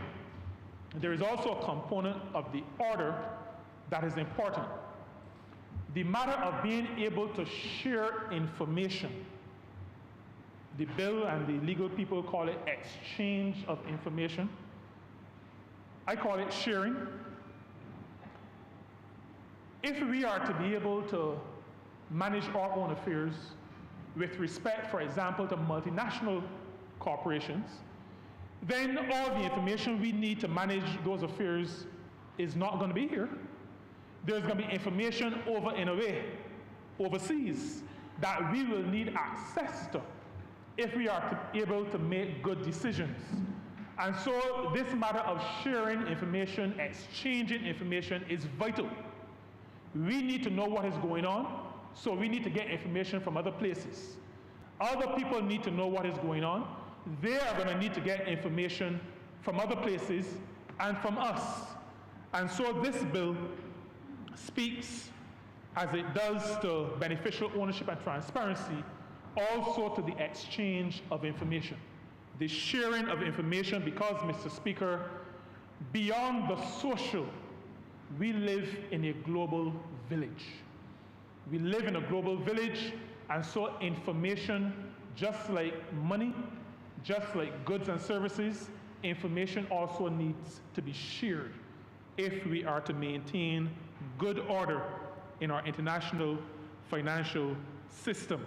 And so this beneficial ownership register that is established by this legislation is a critical component in being able to participate, well, first, in being able to understand what is happening here, and then secondly, in order to be able to participate in what is happening overseas internationally.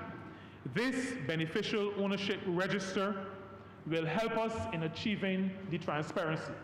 I do not have to go into the matter of confidentiality. The honourable member who piloted this bill spoke quite eloquently and fulsomely to that matter.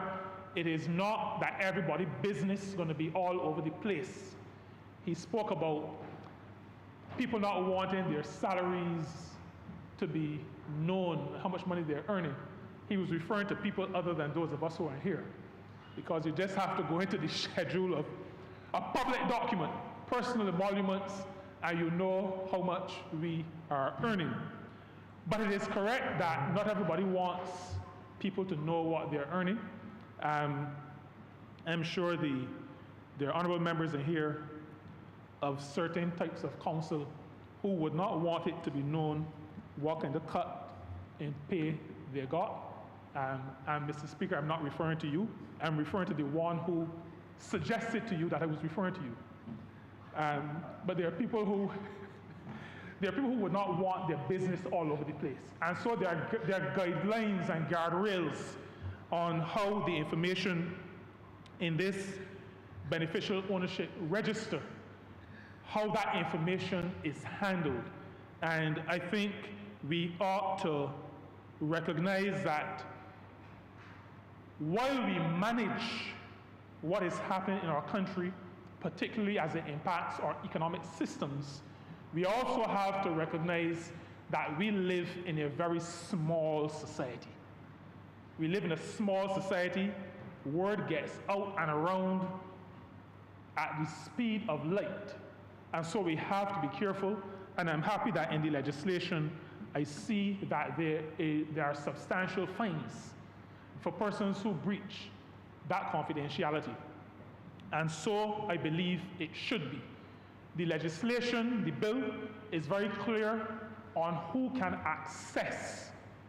And the bill is clear that the access has to be by competent authorities for legitimate reasons.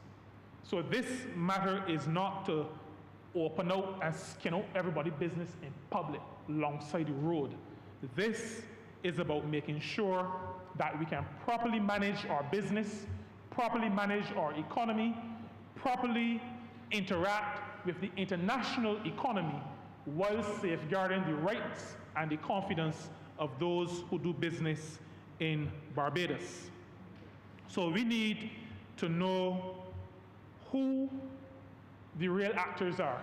And Mr. Speaker, I believe this is also important for us as a post-colonial society coming out of a period of enslavement, a society that has emerged with equal political rights, but, and I don't use that word very often, but with an inequity with respect to economic power in this country. Coming out of that kind of a society, it is important, not for any and everybody to know, but for the competent authorities to be aware of who is controlling what and how it impacts the country, but also how it impacts people in the country. I'll explain a little bit about what I mean. I don't mean to be cryptic, but I live in Barbados, in a pleasant neighborhood. In the world of work, sometimes workers do not really know who their employers are. Now, there are organizations set up that hire people, and sometimes those organizations are organizations of straw. Organizations of straw. Set up to hire. No real assets, nothing to go after. Just last week, we addressed the matter of protection of wages. And that is why this bill is of some importance to me as the minister responsible for the welfare of workers in this country. While a worker does not have the right to go and look in the register, competent authorities, and I'm reading competent authorities and those who have jurisdiction to implement law or to regulate. I think that is off my screen, but I think those are the kinds of words that I saw. There are entities, state entities, that are charged with the responsibility of making sure that things go right for workers. Those organizations, and they include organizations like the Labor Department, they have jurisdiction over legislation in Barbados. It includes the National Insurance and Social Security Service. They have jurisdiction over certain matters that relate to workers in Barbados. And those organizations, those state entities with responsibility for regulating activity in this country must be able to know who is behind this operation, who is responsible either for the good or bad treatment being meted out to these people, who is it that I'm supposed to talk to? That's the first stage. Who is it that I'm supposed to go after in terms of making sure that organizations do what organizations ought to do? It is not sufficient to say we go after directors. The Honourable Member for St. James Central was very clear that sometimes directors are figureheads, not the ones really calling the shots, the ones that have been put in place. Sometimes you can rent directors. There are certain jurisdictions where you have a corporate service company and their people act as directors. They're called the AGMs, but they're not the powers behind the throne. And I'm not referring to your throne, Mr. Speaker. I'm talking about out there. They're not the powers. They're not the ones exerting the real influence. Ministries, departments, agencies, statutory bodies that are responsible for enacting and enforcing legislation must be able to make connections. At the National Insurance and Social Security Service, and if I tie that to our labor clauses, public contracts legislation, we need to know, for example, if an entity is applying for a government contract formed 4 or 5 years ago, compliant with the National Insurance and Social Security Service. But there's another one who there is some vision about that owes the service, the National Insurance Scheme, $200,000 or $300,000. They can't apply for the contract, but another entity owned by the same people apply. Now, Mr. Speaker, there's no way on God's green earth, and in some places now in Europe it is getting a little bit brown, but there's no way that that kind of bad behavior, that kind of nasty way of operating can be allowed to happen in a country like Barbados. And so that is why I say that from where I stand and from where I sit from time to time, there must be the provision for those with the statutory authority to be able to make certain linkages, or to determine, I should say, if there are certain connections. There must be that opportunity. We cannot allow people to do bad, set up something new, use the new thing. Or people who hire workers, then the workers out to sea, and when you thought that even, in spite of the fact that the letter says something, you know who you see every day. So you come to the Labor Department or you go to the Barbados Workers Union and you say, this body is my employer. You can't find the job letter. This body is my employer. Then you go and check and realize, but no, the person says, I don't have any employees. I don't have any employees. I may own the property. We need transparency. And that is why, on behalf of my ministry and on behalf of all the workers who live in St. Peter, we are backing this beneficial ownership, transparency, and register bill because it will allow for the statutory agencies responsible for managing certain relationships in this country to be able to do their jobs properly. It will open up the veil. It will allow us not just to peek behind the veil, but to have a clear view of what is happening behind there so that we can keep people honest, we can hold accountable those who ought to be held accountable.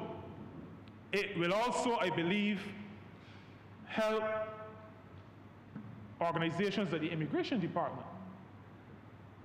Because we need to know sometimes if the body that apply for the work permits is the same body that doing the construction. Those are things that we need to know. Institutions at the Immigration Department, and I mention that not to take anything away from the Honourable Member for St. Thomas who may speak on that matter, but I share that only because it impacts workers. And anything that impacts workers, regardless of which ministry it is in, impacts me. And so we need to be able, the relevant organizations, entities, statutory entities, need to be able to understand relationships, to understand who is responsible for what. That adds, Mr. Speaker, to the same integrity in how we do our business, the same integrity with which we do our business with respect to worker relations as is necessary for the international financial system. So the international financial system is one element. It impacts us on the international level, but this bill also impacts ordinary people right across this country. You need to know, and I'm saying this through you, Mr. Speaker, you workers in Barbados, you need to know who it is that's responsible for submitting your national insurance contributions. You need to know who it is that really hired you. You need to know the relationship between your employer and the business that you're working at. And I'm saying to the workers of this country, while you will not be able to go and pay $10 and have access to the register, those entities that are responsible for managing the legislation that allows you to be comfortable in answering those questions, those statutory entities will have the ability to do just that, to make sure that good is done by every worker in this country. We must keep all of us honest. We must protect our workers, local workers, domestic workers, well, not domestic workers, that has a different definition, local workers, as well as migrant workers. We have to be able to protect them as well. And we must be able to protect our public institutions. The National Insurance and Social Security Service is one of those public institutions. It has to be protected. And that means that the National Insurance and Social Security Service must also be able to get behind the veil, must be able, if necessary, to tear it in twain and see what goes on behind, make the connections, understand who it is that really owes the money, who it is that we need to be putting some pressure on, stopping them from getting contracts using another name. Public institutions, if our country is to remain stable, if it is to grow and become prosperous, our state entities must be strong. There is no successful state that has weak state institutions. There's no successful state that has weak institutions generally, but particularly public institutions must be protected. And this beneficial ownership, transparency, and register bill helps with that. Mr. Speaker, there is also the matter that falls under my purview to some significant degree of the third sector. We always have to be careful that this third sector, and by way of explaining, because after 8 years, people still ask me, what is the third sector? I normally respond by saying, do you know the public sector? Everybody knows the public sector. You know the private sector? People know the private sector. I said, well, the rest is the third sector. Civil society, non-governmental organizations, faith-based organizations, non-government, non-private sector, the third sector. Many CSOs, civil society organizations, NGOs, do significant work, do important work, do work that it is not possible for a government to do effectively, because coming out of them is a passion sometimes that we cannot match in other places. These civil society organizations, NGOs, third sector organizations have to be protected. Mr. Speaker, we have to make sure as a government and as a country that these organizations are properly structured and, importantly, properly funded to do good work. Barbados has to be concerned about money laundering.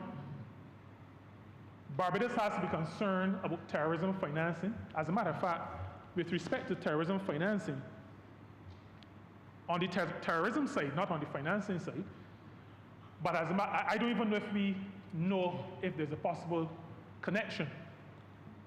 But we have always to remember that when this Barbados Labour Party came to office in 1976, that one of the first things this party in government in 1976 had to do was to face an act of terrorism.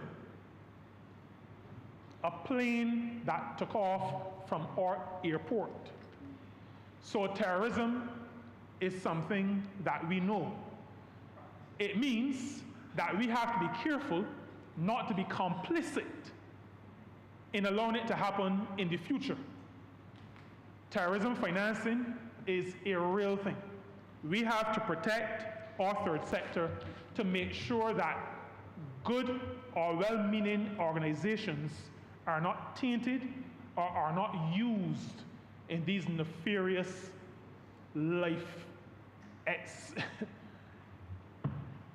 life snuffing out ways, we have to make sure that our organizations retain their integrity.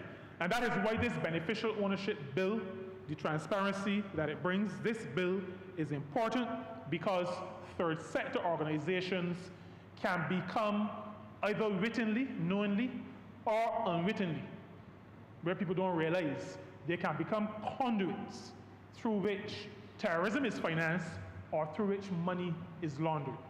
And so, Mr. Speaker, I conclude this intervention by expressing again my full support for this bill, my full support as Member of Parliament for St. Peter, a constituency that has workers employed in the tourism sector, in villas, all across this country, in manufacturing enterprises, in agriculture.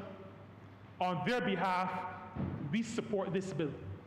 I'm also supporting this bill as the minister who is responsible for labor in this country and social security, to say that the elements of this bill that will become legislation in this country are necessary if the workers in my constituency are to enjoy decent work, and out of that a decent standard of living, and if the entities that manage our social security, for example, are to continue to be sustainable.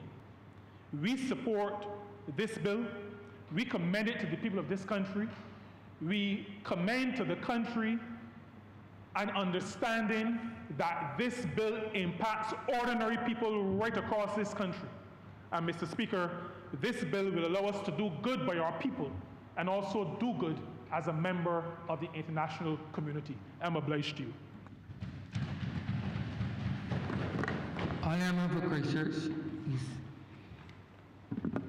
Sir, I spoke to my friend from St. James Central, and I said to him, normally with these technical bills, my job is to come afterwards and try to break it down into some simple format that somebody else who's not well versed can actually follow.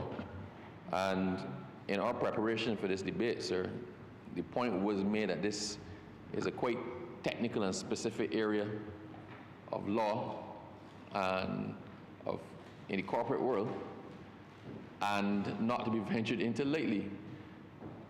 But I wish to commend the Honourable Member for St. James Central on what was the simplification of a complicated process. His delivery on this bill, sir, his explanation, his fleshing it out, the imagery he created, left anybody with an understanding as to why we're there. So my task is actually simple, sir. My task is why. Why now? Why this? What does it mean? It's necessary, sir, for us to go back to the purpose, the principal purposes of companies, limited liability companies in our business structure. Historically, persons got into business, they got into business in their own name. And their business was tied up with their personal life. So you leverage your house to get money for your business. If your business failed, or you breach your contractual terms to somebody else, that person came behind you for everything you own in order to pay their debts. As businesses grew, sir, past the capacity or the wealth of individuals, as two or more persons got together, we know the concept of the firm, where two or more persons are in partnership. As businesses grew past that, sir, it became necessary to protect the individuals who were involved in the businesses. So that the concept of the limited liability company came about, and it created a separate legal identity. So the company, if it was James Brown, who was previously trading as a butcher, and James Brown then had a number of butcher shops, and he decided to incorporate himself and became James Brown Inc., or James Brown Limited. The limited meant limited liability, limited personal liability for the acts of the business. We blurred that line, sir, to make the principals responsible for certain things. I think like VAT, I think NAS contributions, other things, we blurred that line, but the basic principle was that you, the individual, the flesh and blood individual, were separate and distinct from your operations as a company. So the company was responsible for its own debts and its own profits, and you're responsible for your own business. So if your company went bankrupt and floundered, technically speaking, if there was no fraud or malafide in there, your personal assets, your house, your children's inheritance was protected from the vagaries related to the company. It's necessary to create that structure up front so people understand when you talk about a separate legal identity for a company can vote for certain, it can't vote in the general election, but a company can vote as a shareholder in another company. A company can do all of the things that a human being can do. A company can own property, a company can have a bank account, a company can pledge its credit, a company can do all those sort of things, right? So, just to pull a name, KF Shepherd Limited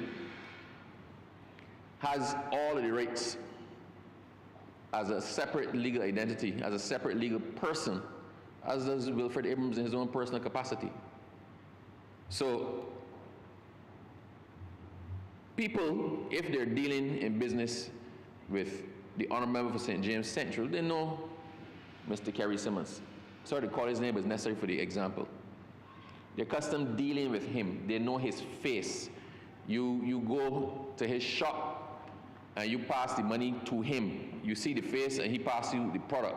If you have an issue with the product, you go back to the same person who sold it to you. You know that's the person with whom all the business arrangements originated. It is not the same for a company.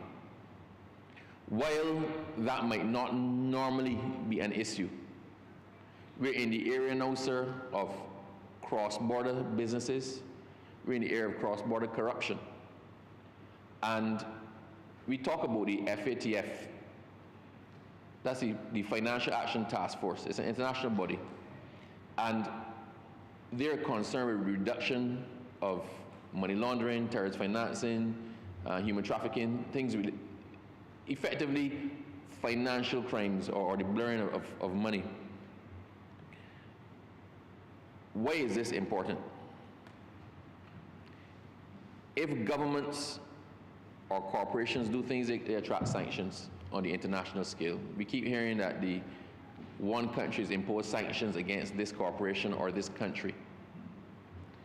If it is so simple, when I run afoul to just go and incorporate another company and continue my business again, and if that one runs afoul to incorporate another company or get people to incorporate the company for me on my behalf, there comes a point where you actually are not sure who it is that you're dealing with. You do not know who is at the end of that. So, if I said, would I deal with somebody who I know buys and sells arms on the black market and supplies other countries with illegal weapons? No, I would say no, I wouldn't do it. If I know that person was a drug trafficker, if I know he used to bring the most cocaine into Barbados, would I go and buy things from his shop? No, I wouldn't. But that only becomes an issue if I actually know. So at some point in time, we have to provide the structure where the questions can be answered, where the ultimate beneficiary or the ultimate person in charge of the company can be determined. Not necessarily by the average person, because it is often not necessary for the average person to actually know that, hence the corporate veil. You sometimes need to protect people. I might be living my life simply, sir. I might have one house, I might drive an old car. But I have a business that is doing well, and I'm doing hardware, and have a business that's doing well. And if people knew that that big business was mine, they make my life miserable. They want to borrow money, they want to come for loan, they might target me, they might want to break in my house because the money's stored under the mattress. So we do have to create the protection and understand the reason for the creation of the corporate person in the first place. There's still a reason and a need to protect the separate legal identity and to protect those who are behind most corporate enterprises. But while that may be so in the normal course of things, it cannot be a case that the state or regulatory bodies hit a veil or hit a roadblock in trying to determine who is the ultimate person. A state, if Barbados allows a known terrorist to come and set up a company in Barbados, or is determined that that person is at the ultimate end, the ultimate beneficial owner of a company that might be even doing legitimate business in Barbados, that would expose Barbados to a number of sanctions. We just went through a rigorous process with the fourth round evaluations for the FATF mutual evaluations, sir, where we finally came off of a number of lists that we managed to get ourselves on in the last decade. There was great celebration when that happened last year, and the persons involved all received national honors at the last independence celebration. Why? Being on those lists cripple the ability of a country to do business. If you're on a blacklist or gray list, there's some companies that cannot be domiciled here. They cannot get the correspondent banking, they cannot get the banking overseas, they're unable to do their business properly, they're subjected to a whole set of other due diligence. So if your country is a country that's facing increased scrutiny, then all of the companies that are domiciled here and that operate here face increased scrutiny. So if you as a company make some profits and you want to send some of your funds back overseas to your head company, right? You can't just do it if you're in a country that's on a watch list. Then the amount of paperwork and the amount of hoops that you have to jump through in order to get that done make it almost not even worth it to continue to do business in that company. So that is what we faced by being on the list, sir. Now, crime is a business. Nobody is in crime for the love of being in crime. Crime is a business, sir. It's a profitable business in most parts. But when the criminals make their money, they have to be able to convert that money into a usable form. It has to find its way out of the criminal enterprise back into mainstream business. So money laundering, its definition, sir, is the process of disguising illegally obtained funds as legitimate money. A slightly extended definition, money laundering is the illegal process of taking dirty money made from crimes and making it look like it came from a legal source, cleaning the money. It involves 3 key steps: placement, layering, and integration. Placement, sir, is the putting of the illegal cash into the normal financial system, often by depositing it into a bank or using it in a cash-heavy business like a store, a restaurant, gambling. Layering, sir, is moving the money around through many different accounts or countries to hide or obscure where the money actually came from. And then most importantly, integration, bringing the money back into the criminal, back to the criminal in a way that looks totally legal, such as real estate, luxury vehicles, or legitimate investments. So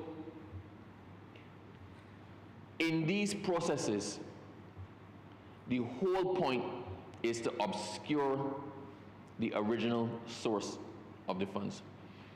Everybody, sir, that gets held in Barbados with a large amount of illegal weapons, at some point in time you intend to sell them. They're meant to generate a profit. That profit is usually in cash. It's usually in cash or some other easily convertible form, like gold. Gold is one now, sir. Or real estate. It then starts to get obscured the more that source of funds changes hands. The more the money moves away from the original person, it starts to get obscured. Each time, whoever is helping along that process takes a little cut. But quite frankly, if you have $1 million of illegal money that you cannot get into the system, and you send it around and it comes back to you as $900,000 of clean money, that's $900,000 you didn't have before. As the money starts to move in the system, as it starts to move through businesses, now, the criminal is not going to send his money far from where he has control of it. So it's going to move from one aspect under his control to another aspect under his control. By the time it comes full circle back around, it may have appeared to have gone through 8 or 10 different persons or entities, but very likely when you look at it closer, those 8 or 10 different entities are related in some way back to the person it comes back to. That's the whole process.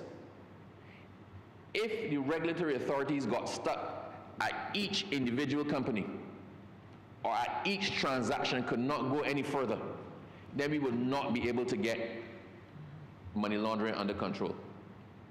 Money laundering, sir, by itself is cleaning the money, but it doesn't stop there. The FATF and the international bodies are concerned about money laundering, yes, but money laundering, sir, has other predicate offenses attached to it.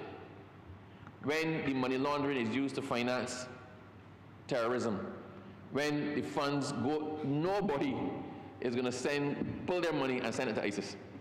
There are very few people, sir, that are going to say, I want to do a wire transaction to ISIS bank account wherever. They put that money somewhere with one person. It then goes to somebody, and then it eventually finds its way to ISIS in a form that they can convert it, or by the goods that they want, i.e. the weapons. When you use the illegal funds as well, sir, for the purpose of human trafficking, you're also running afoul, and these are all cross-border things that we're concerned about.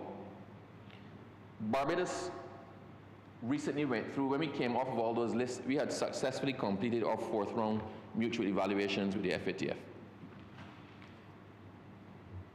For the Caribbean, there's something called the CFATF, Caribbean Financial Action Task Force, which is a regional style FATF body. That is who monitors us and who we have to really be in compliance with. They're the ones who are the bridge between us and the FATF. We are about to go into our 5th round of mutual evaluation. We just came off last year, sir. We are about to be evaluated again in June next year. All of what we do now counts. The last round to get out of the enhanced list, enhanced scrutiny list, we had to show we set up a proper regulatory framework. We had to show that we had a proper legislative framework. We had to show that we were doing all the things to create the infrastructure to combat terrorism, combat money laundering, combat trafficking in persons. We had to show that we were putting all these things in place, that the rules and the structures were there. We did that successfully. There's some of those rules that have changed. There's some additional structures that we have to do in order to become compliant for the 5th round. But the 5th round, sir, is also not even just about the structures. The 5th round is about how effectively have you used them. You passed because you put the laws there. But how many investigations have you actually done? How many convictions have you managed to secure? How many asset forfeitures have you been successful with? And that is where quite often we fall short. If we are unable to actually see who the real brains are behind a business, we can't get this. To be able to trace where the funds are eventually going, you need to know who the ultimate beneficiary of that business actually is. And that is why, sir, we are putting this in place. This is a matter of trying to balance the protection and privacy of the corporate structure and the need to know who you are actually dealing with. As a country, we do not have the luxury of dealing in ignorance. Every single person we as a country contract with, we need to know who the ultimate beneficiary is, because the consequences to us are too severe if we do not do our due diligence. If we even do it simply, sir, let's do it real simple. Let's talk about how a process can be corrupted in Barbados. if there's a highway project going on, and I bid for the highway project,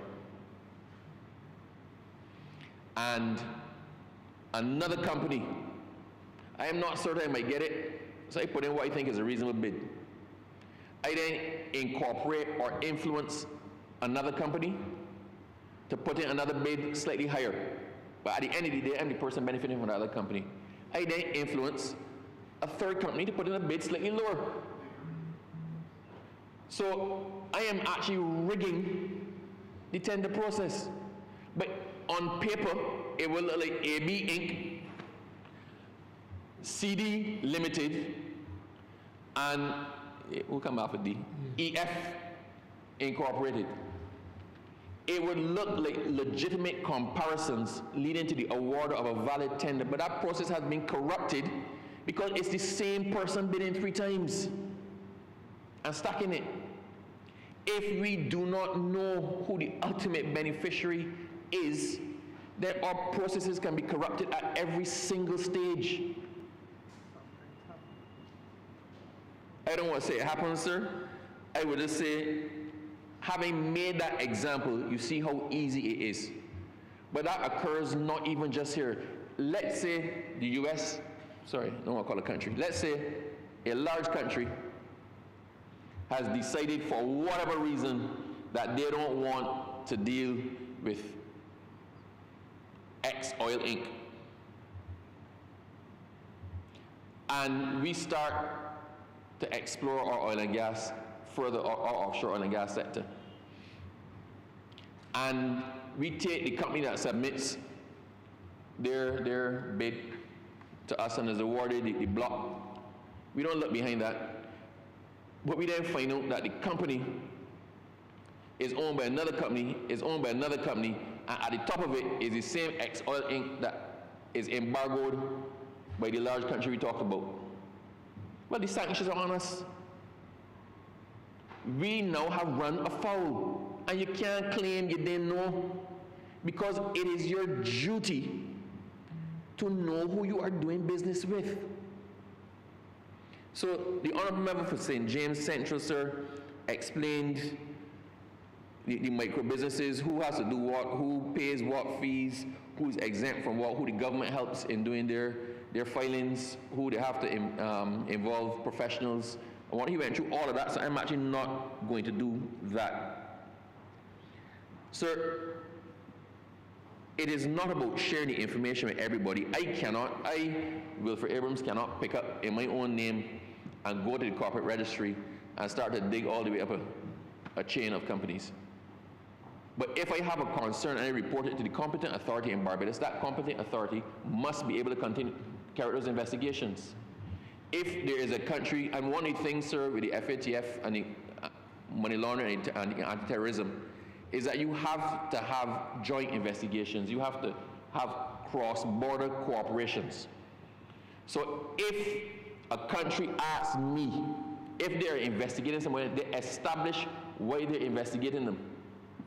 And they ask for information for us on a company, we have to be in a position to provide it. If you do not assist where the request is reasonable, well explained, and well founded, then you run yourself in danger of sanctions as well. So we're not living in a world by ourselves anymore.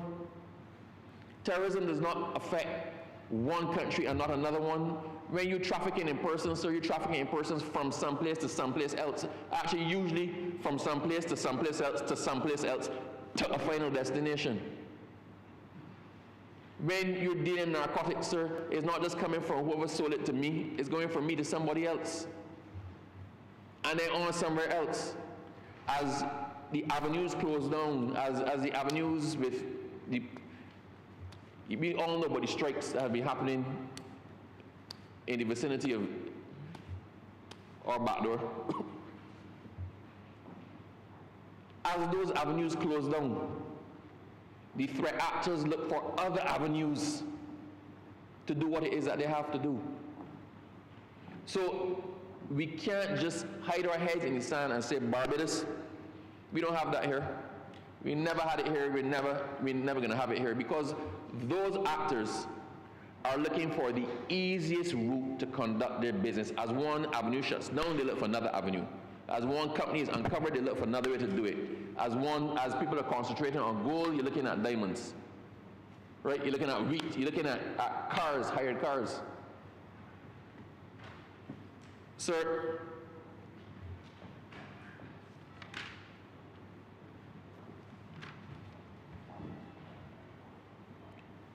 we need to accept that the face of business has changed. We need to accept that what informed separate legal identities for companies and the privacy back when the Companies Act was first done is no longer the climate that we're operating in now. We need to understand that there's synergies, sir, collaborations, and partnerships that were not contemplated at the time the first company was incorporated in Barbados.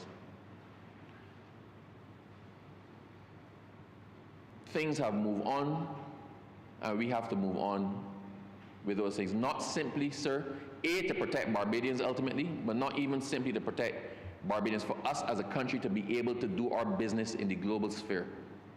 If we do not put these regimes in place and these structures in place and bills like this in place, it affects Barbados' ability to compete in and do business in the global space. This beneficial ownership, transparency, and register bill, sir, allows the information to be captured in one place. There are many persons who have different snippets. It allows the information to be captured in one place. It allows for updating, sir. If you have ever incorporated a company, you must have, sir. But for lawyers who incorporate companies, persons come to you hot and heavy, they're about to get a contract, they want a company. They want a company, and you incorporate the company.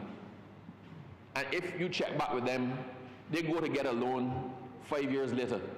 The directors change, they never issue shares, you don't know who the shareholder is, the husband and wife fell out, the wife no longer in the picture, but the person is still down as a director. What we are saying, if you are operating in the business space, at least once a year, update what is it doing. Right? You have to once a year pause and say, okay, this is my obligation now to keep my business legitimate. Once a year, I have to send in who my directors are, who the shareholders are, who is the ultimate person who benefits from the business. If you think about it, sir, it's not a hard thing to do. With technology being what it is, that's actually exceedingly relatively simple. And as indicated, sir, the fees are $150 for the small companies, I think $250 for others. And assistance is provided as well for persons who cannot manage it themselves. That's as fair, sir, as we can actually get with this. But it is critical that it happens. So I wish, sir, to thank the honourable member for piloting it. And I'm smiling because he piloted it, but it has direct implications for me because I'm currently Barbados is currently the chair of the CFATF, right? So I'm actually currently in the hot seat for the Financial Action Task Force for the Caribbean. And I am, as my predecessor, ably managed us out of difficulties last year, and he did a sterling job. I wish to commend him for that. As he ably managed us out of difficulties last year and brought us back into compliance, it is my duty to keep us compliant. And this, sir, is a necessary and critical cog in that wheel and in our ability, sir, to regulate our business sector in Barbados, to protect Barbadians in the comfort that the government knows who is in business with and who the ultimate people are, to protect Barbadians in that the government can actually, on your behalf, check to make sure you are in business with who you believe you're in business with, and you don't find yourself unwittingly and innocently running afoul of things that you could not even contemplate. So, sir, to the Honourable Member of St. James Central, as I said, I found myself in the position, an accustomed position, of having to deal with almost nothing legal, but just having to flesh it out a little bit to help people understand why we're here, what this means, and why it is critical. With all of that said, sir, I entirely support and commend this bill to this chamber. Thank you, sir. Honourable Member St. Thomas.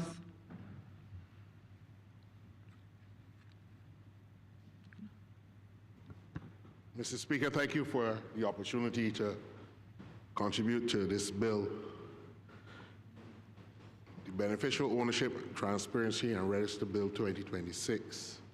Sir, it is a bill that speaks largely to the questions of transparency and the prevention of anti-money laundering and ensuring that Barbados has a compliant record to ensure that the corporate backdoor does not enable terrorism financing and anti-money laundering in our country. So I should also say to the Honourable Senior Minister, thank you for the expert way in which he delivered himself in presenting the bill with the clarity. And I've always learned, I believe we came up in the same school, that whenever you are introducing new legislation into Parliament, there are a number of indicators you must meet those markers. Certainty of incidence, clarity of purpose, reasonableness, and cost effectiveness. In his speech, I think he has marked all of those. And sir, I want to make a short contribution to this bill for a number of reasons. First, sir, I recall that it was the Barbados Labour Party that would have passed a Modern Companies Act in the early 1980s. Somewhere in the late 1980s, there was a conversation about the level of interlocking directorships across the corporate landscape of Barbados, at a time when this country was discussing the issue of black economic enfranchisement. It took the Parliament of Barbados another 20 or so years before we could confront that issue, when a former member for St. Michael North, Mr. Ronald Topping, who served with distinction in this House for a long time, sir, brought legislation to deal with the corporate misbehavior within the Barbadian financial sector that sought to exclude a number of people from actively participating in it in a just way by passing the Fair Trading Commission legislation and all the legislation that dealt with making sure that we would not have a situation in the country where people were hiding behind corporate structures to do a lot of unjust things in the corporate society in Barbados. And I want to draw the distinction here and to draw the line to connect what we are here doing. Because in the same way in which corporate directorships came under the microscope, those are the people who run the companies, who run them for their own benefits. And there were a number of the Fair Competition Act, the Fair Trading Commission, the Fair Competition Act. A lot of those pieces of legislation were brought in by the then member for St. Michael North to ensure that there was fairness and equity in the financial system in Barbados. And I want to suggest, sir, that the bill that the Honourable Member for St. James Central has brought put me in that particular frame of mind, because not only are we seeking to put a platform to ensure that the people who run businesses in Barbados and run businesses through Barbados are properly identified and ascertained for regulatory and legislative purposes, we are now making sure, sir, that we can have a register that ensures we can know who are the owners of the companies, the real owners, the real movers and shakers, not those people who are hiding behind a nominee agreement or shareholder agreement, or who are hiding behind these elaborate trusts and instruments that allow them to evade the payment of taxes, that allows them to evade the laws of Barbados, such as the obligation to pay national insurance, the obligation to fulfill commitments to workers in Barbados, and the opportunity, sir, to defraud other companies. So I had the unenviable experience of having to deal with a small contractor which had done a lot of work for a tourism developer up in St. John. And the company was incorporated here in Barbados, but really and truly it was a company that was operating out of somewhere in Europe. Another company. One company signed the contract, the other company was paying. And we had to use a number of other corporate tactics to get the courts to hold that there was an agency by estoppel. In other words, while you had a contract with one company, the contract was signed, another company was paying you for the work, and then stopped paying midway when the work was done, refused to pay the company hundreds and hundreds of thousands of dollars. And we had to argue that you were estopped from denying that the paying company was actually the agent of the whole. All of these things happen, sir, within our own country here.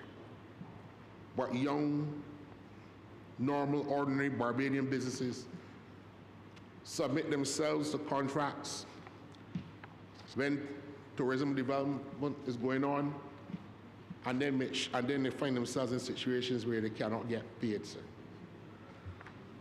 The shareholders of the company, we knew, sir, were the same for both companies. The directors of the company, we can tell because they had to register, and we can get a corporate search in a European country and here in Barbados to see that the two companies have the same directors. But we could not ascertain and verify for the purpose of submitting the evidence in the court that the owners were the same. That caused a little bit of consternation. But the fact was that the same person who signed the check was the same person who signed the contract, notwithstanding that they were two separate and distinct companies.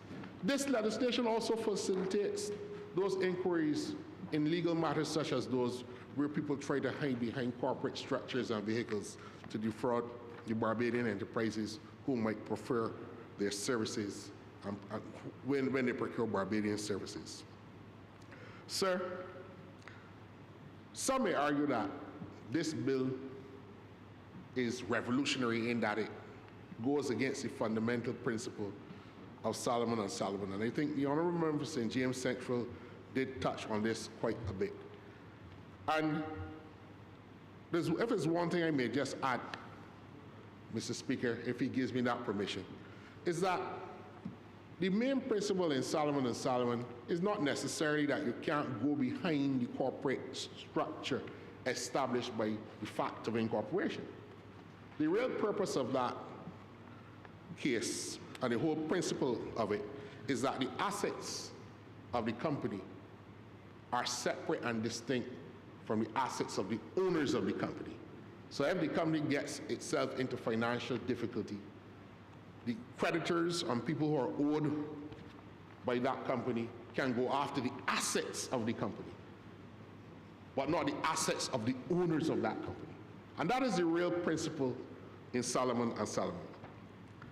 But sir, beneficial ownership laws do not attack that vital principle in Solomon and Solomon. What they do, sir, is that they pierce the corporate opaqueness that is created by requiring the companies to unmask the true owners, the true human controllers, the big names, the real players, for regulatory and anti-corruption purposes. So there is not a fundamental shift in corporate law.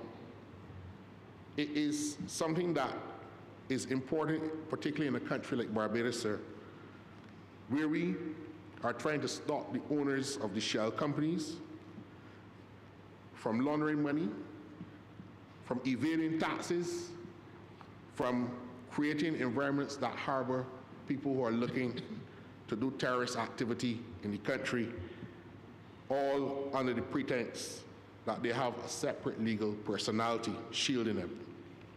So the government has therefore, by this bill, prioritized financial crime prevention, public safety, over a 19th century English principle about piercing a corporate veil. Transparency, sir, has been preferred, sir, over the anonymity principle that gives companies the right or the benefit, sir, of shielding the real owners of the company from the scrutiny of the state and its regulators. So a company will still, under this bill, sir, shield the personal assets from the general business debts. But what this legislation is intended to do is to allow the government to trace those who benefit from those assets. Sir, one of the things that I really like about this bill, among the purposes set out in the clauses in the bill, is the establishment of a beneficial ownership register. It ensures that the transactions, the records, the information, the documents are adequate, accurate, and up to date. And that is important, sir.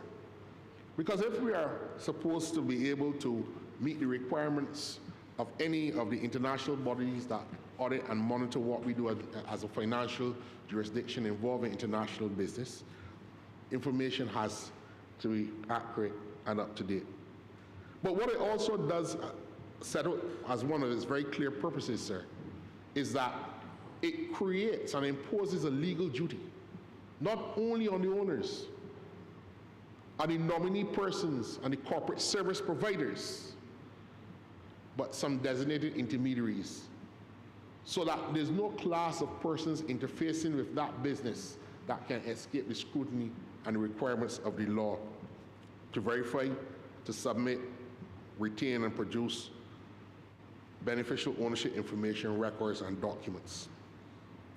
So the bill also sets up clearly how it is to be construed, so that my colleagues at the bar are no longer able to say, well, this bill clashes with another piece of legislation which specifies that this is an exemption, or that this is a further elucidation on the rule in Solomon and Solomon, and therefore there might be some conflict.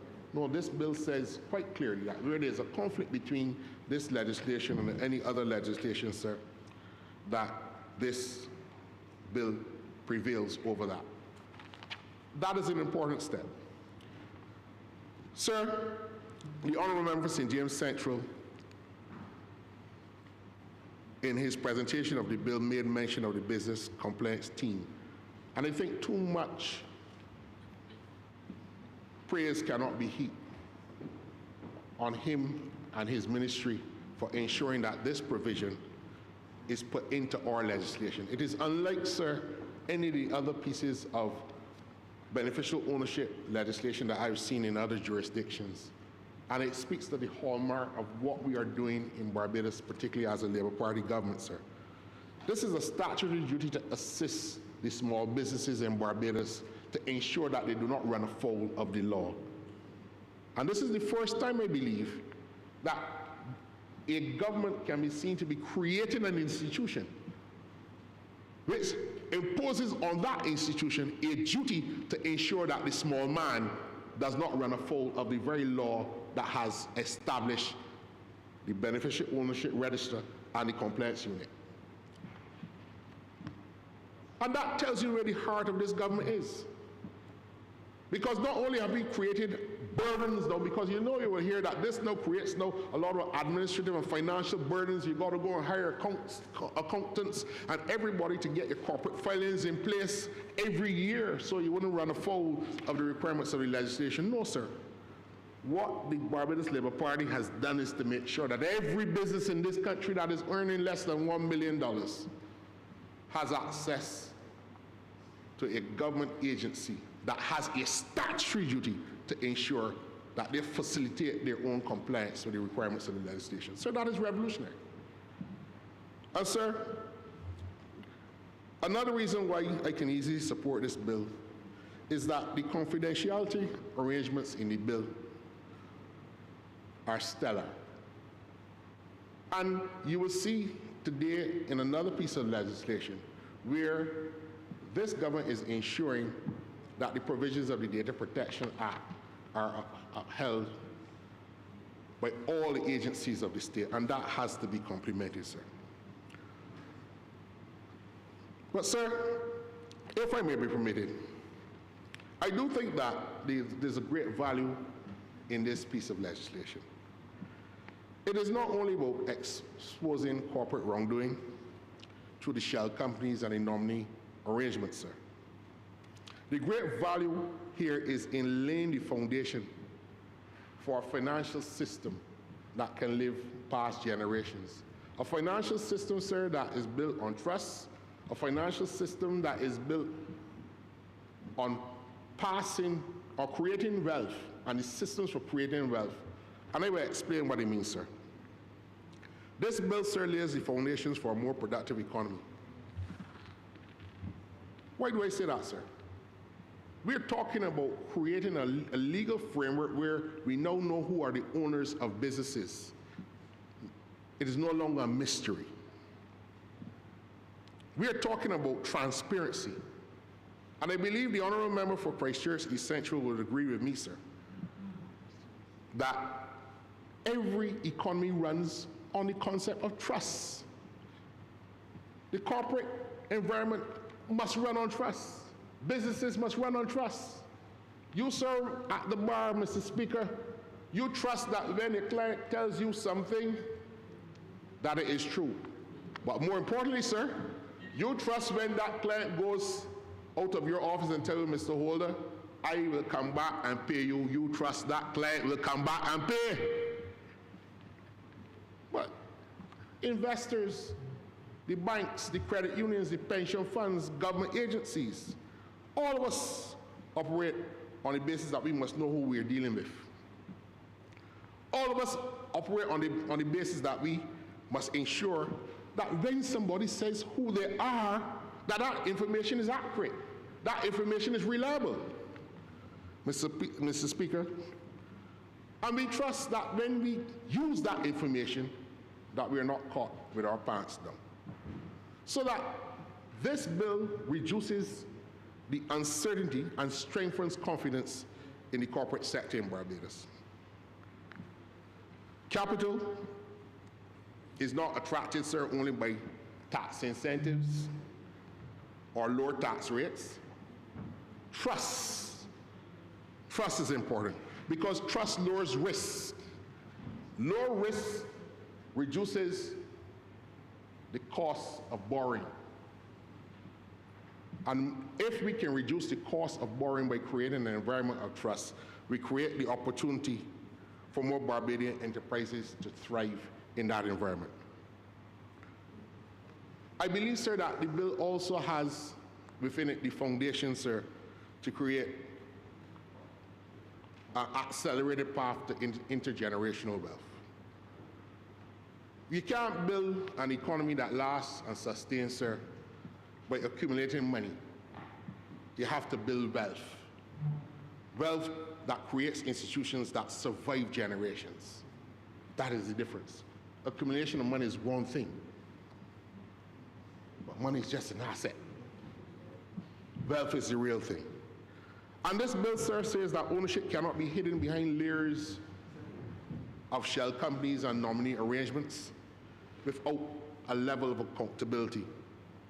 It strengthens something that is important to us, the rule of law. It strengthens and protects property rights and improves the corporate governance arrangements for everyone to operate in. And sir, that matters because ordinary family businesses then become more bankable.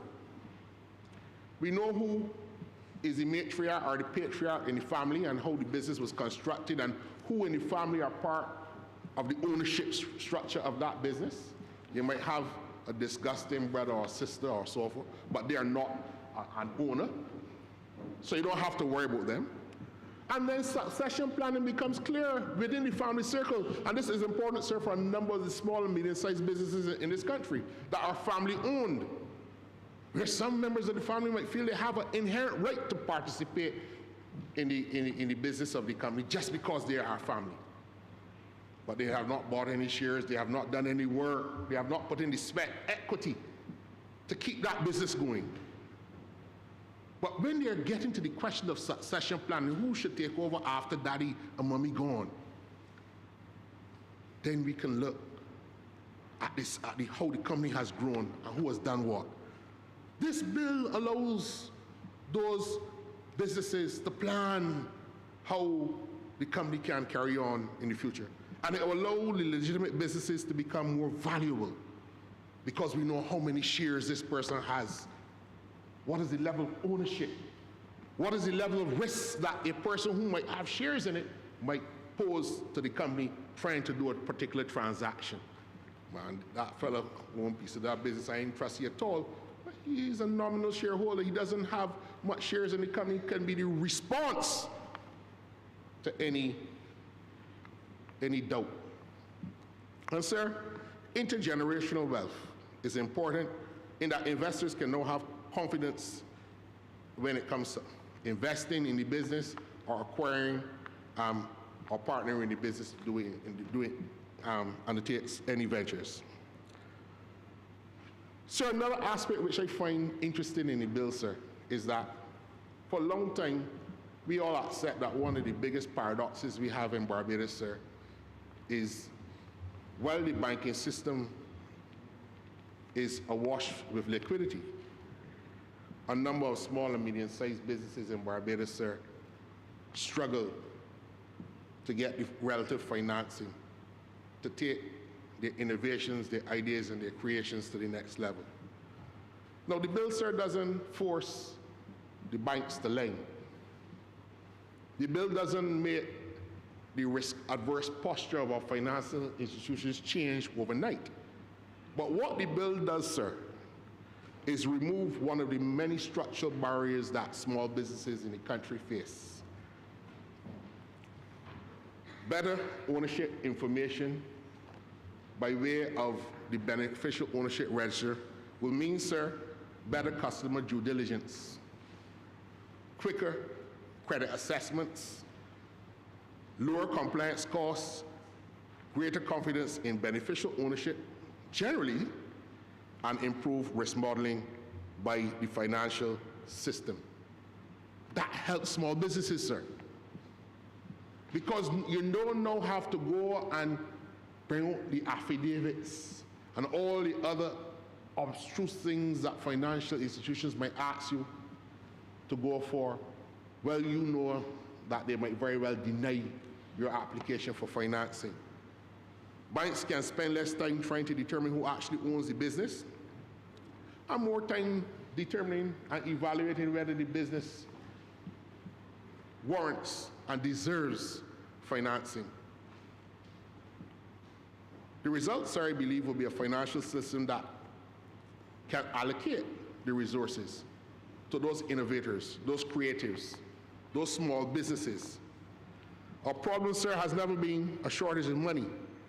The problem, sir, has been connecting the capital, the excess liquidity in the system to the businesses that really deserve it. So I believe that the bill creates this environment that the government is trying its best to develop, create a system, an ecosystem, sir, for innovation in the country. Sir, it is my belief the next level of wealth creation in Barbados is not going to come from hotels, real estate, and golf courses. It is going to come from the people who have the real productive capacity in this country. The people who can create the technology companies, the renewable energy innovations, sir, medical innovations. We spoke about that a couple of weeks ago on that medical transplant bill. Businesses in fintech, digital services, the creative economy like music, film, cultural industries, sports business, and sports technology. These are the things, sir, that I believe can create real wealth in this country, sir. Those persons involved in these fields, the young budding students and young people with ideas in the country, sir, would require professional investors to assess their work, assess the business opportunities, do the modeling that is necessary. But transparent ownership structures facilitates that and the connection. And by modernizing our corporate structures in Barbados, by doing this in this legislation, Mr. Speaker, by introducing things like electronic filing, innovative within the context of this legislation, and the verification on ongoing compliance. The bill brings Barbados closer to a level of international standard practice expected by sophisticated investors. Finally, sir, we are a small country. We are not immune from the shocks of the international system. But what we can say as Barbadians, sir, is that we have been able to be resilient through all of our history. And therefore, a piece of legislation like this, when assessed as its capacity to strengthen our national resilience, has to be examined, sir. Resilient countries, sir, are those that continue to attract international investment, notwithstanding the climate, the global climate. Resilient countries are those that are able to protect their financial reputation. And sir, from the 1970s, when the late Sir Harold Bernard St. John and Sir Henry Ford, now of blessed memory, brought legislation to introduce the international business sector into this country, we have been able to protect our financial reputation, sir, throughout that period of time.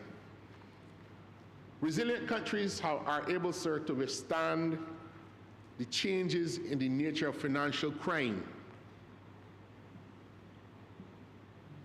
Resilient countries are able to maintain access to correspondent banking, which is an issue that the Honourable Member for Christchurch East Central spoke about.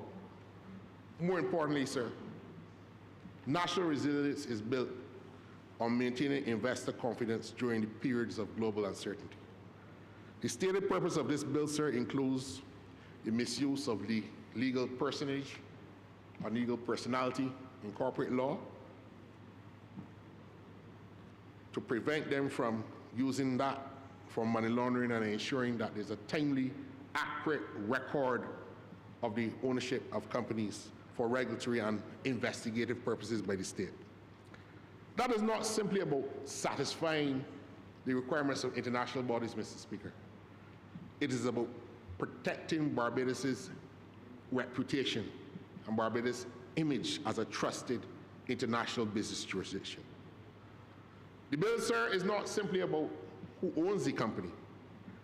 It's about discovering what economy we want to own together.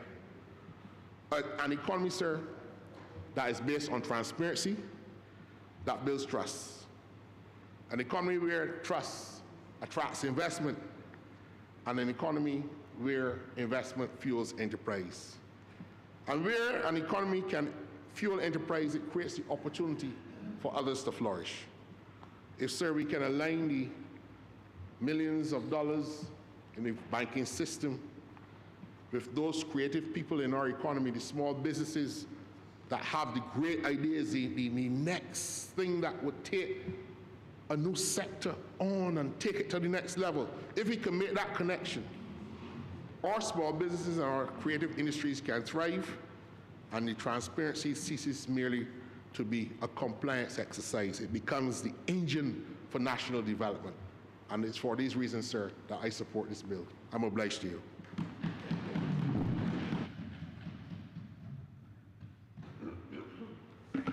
Honourable. Thank you, Mr. Speaker. I beg to move the suspension of the House until 2:30 p.m. The question is that this honourable chamber be suspended until 2:30 p.m. All those honourable members in favour, please say aye. Those against, please say no. Me think the ayes have it. This honourable chamber stands suspended until 2:30 p.m.